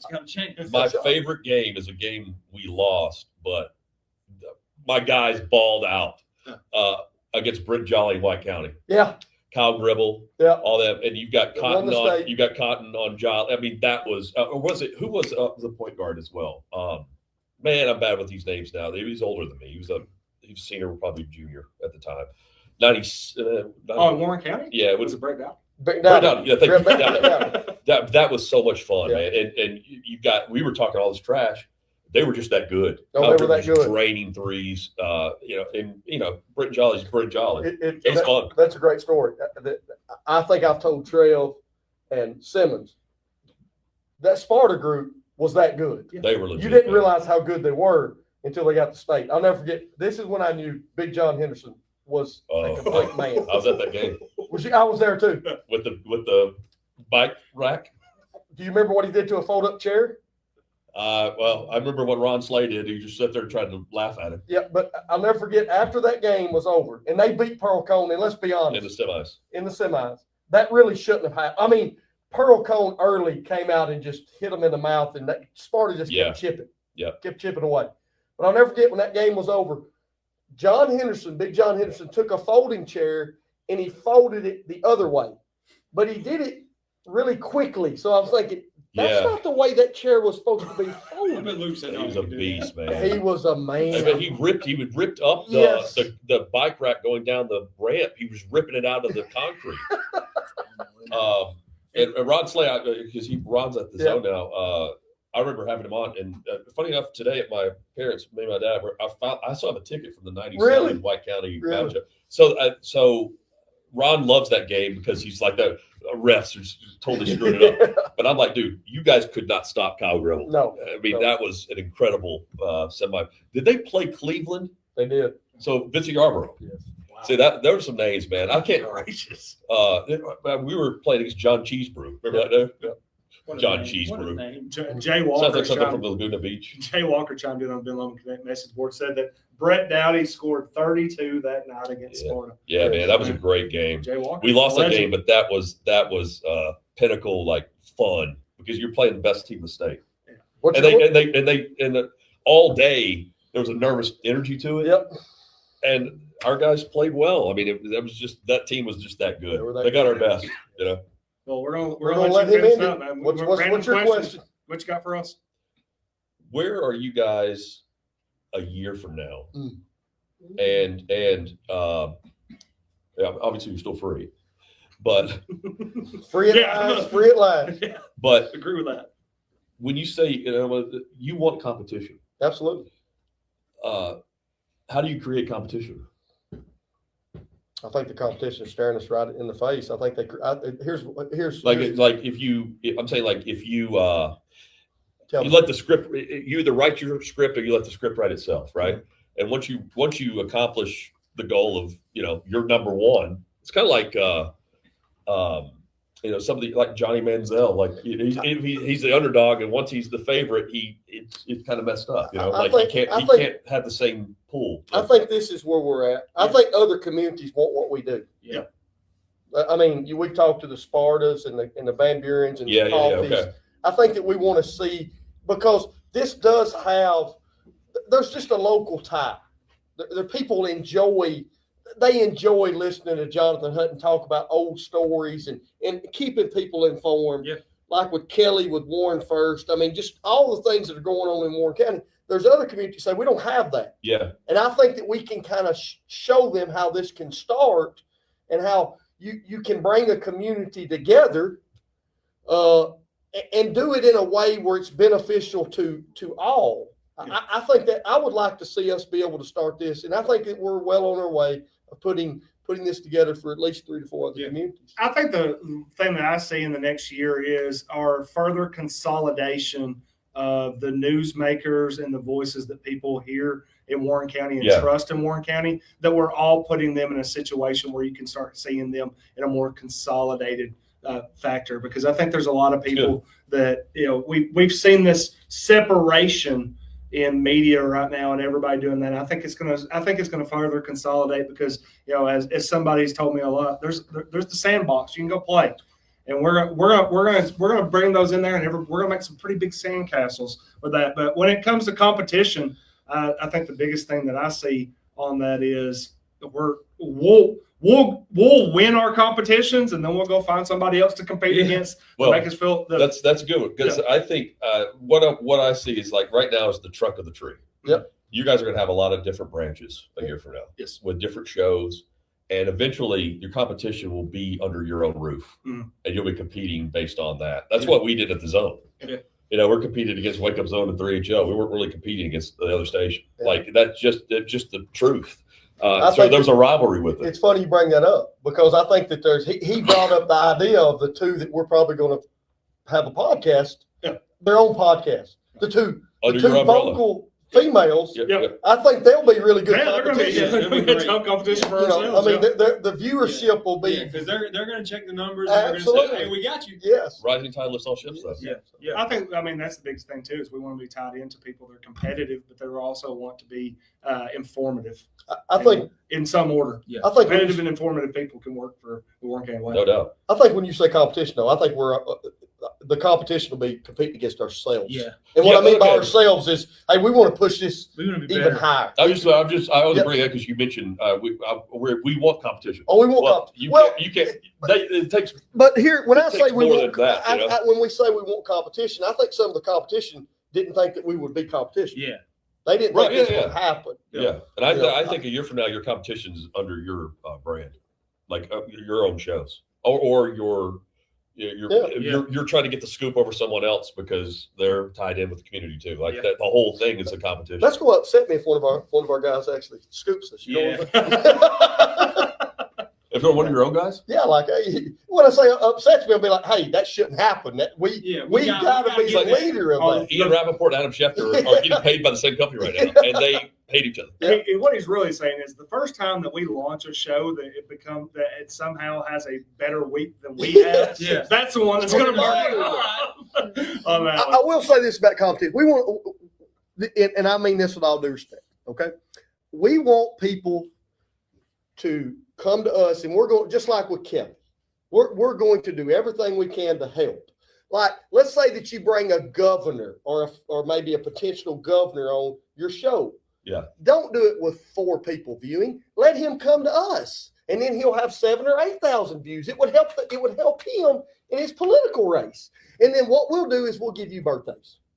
Like with Trevor's birthday, we'll call and say, hey, it's Trevor's birthday. So they can, you know what I mean? So I think we can intermingle that way. Yeah. Like help them, and then I think that there's something that can go on there. What do you think? Maybe. Yeah, okay, maybe. Jonathan, appreciate you so much. Appreciate all of our audience. We're going to wrap it up with the Warren County Sports Authority. Again, presented by Prater's Barbecue, where we're headed, boys. Let's go eat. Hey, let's go eat. Hard R. And thanks to Warren First. Woo.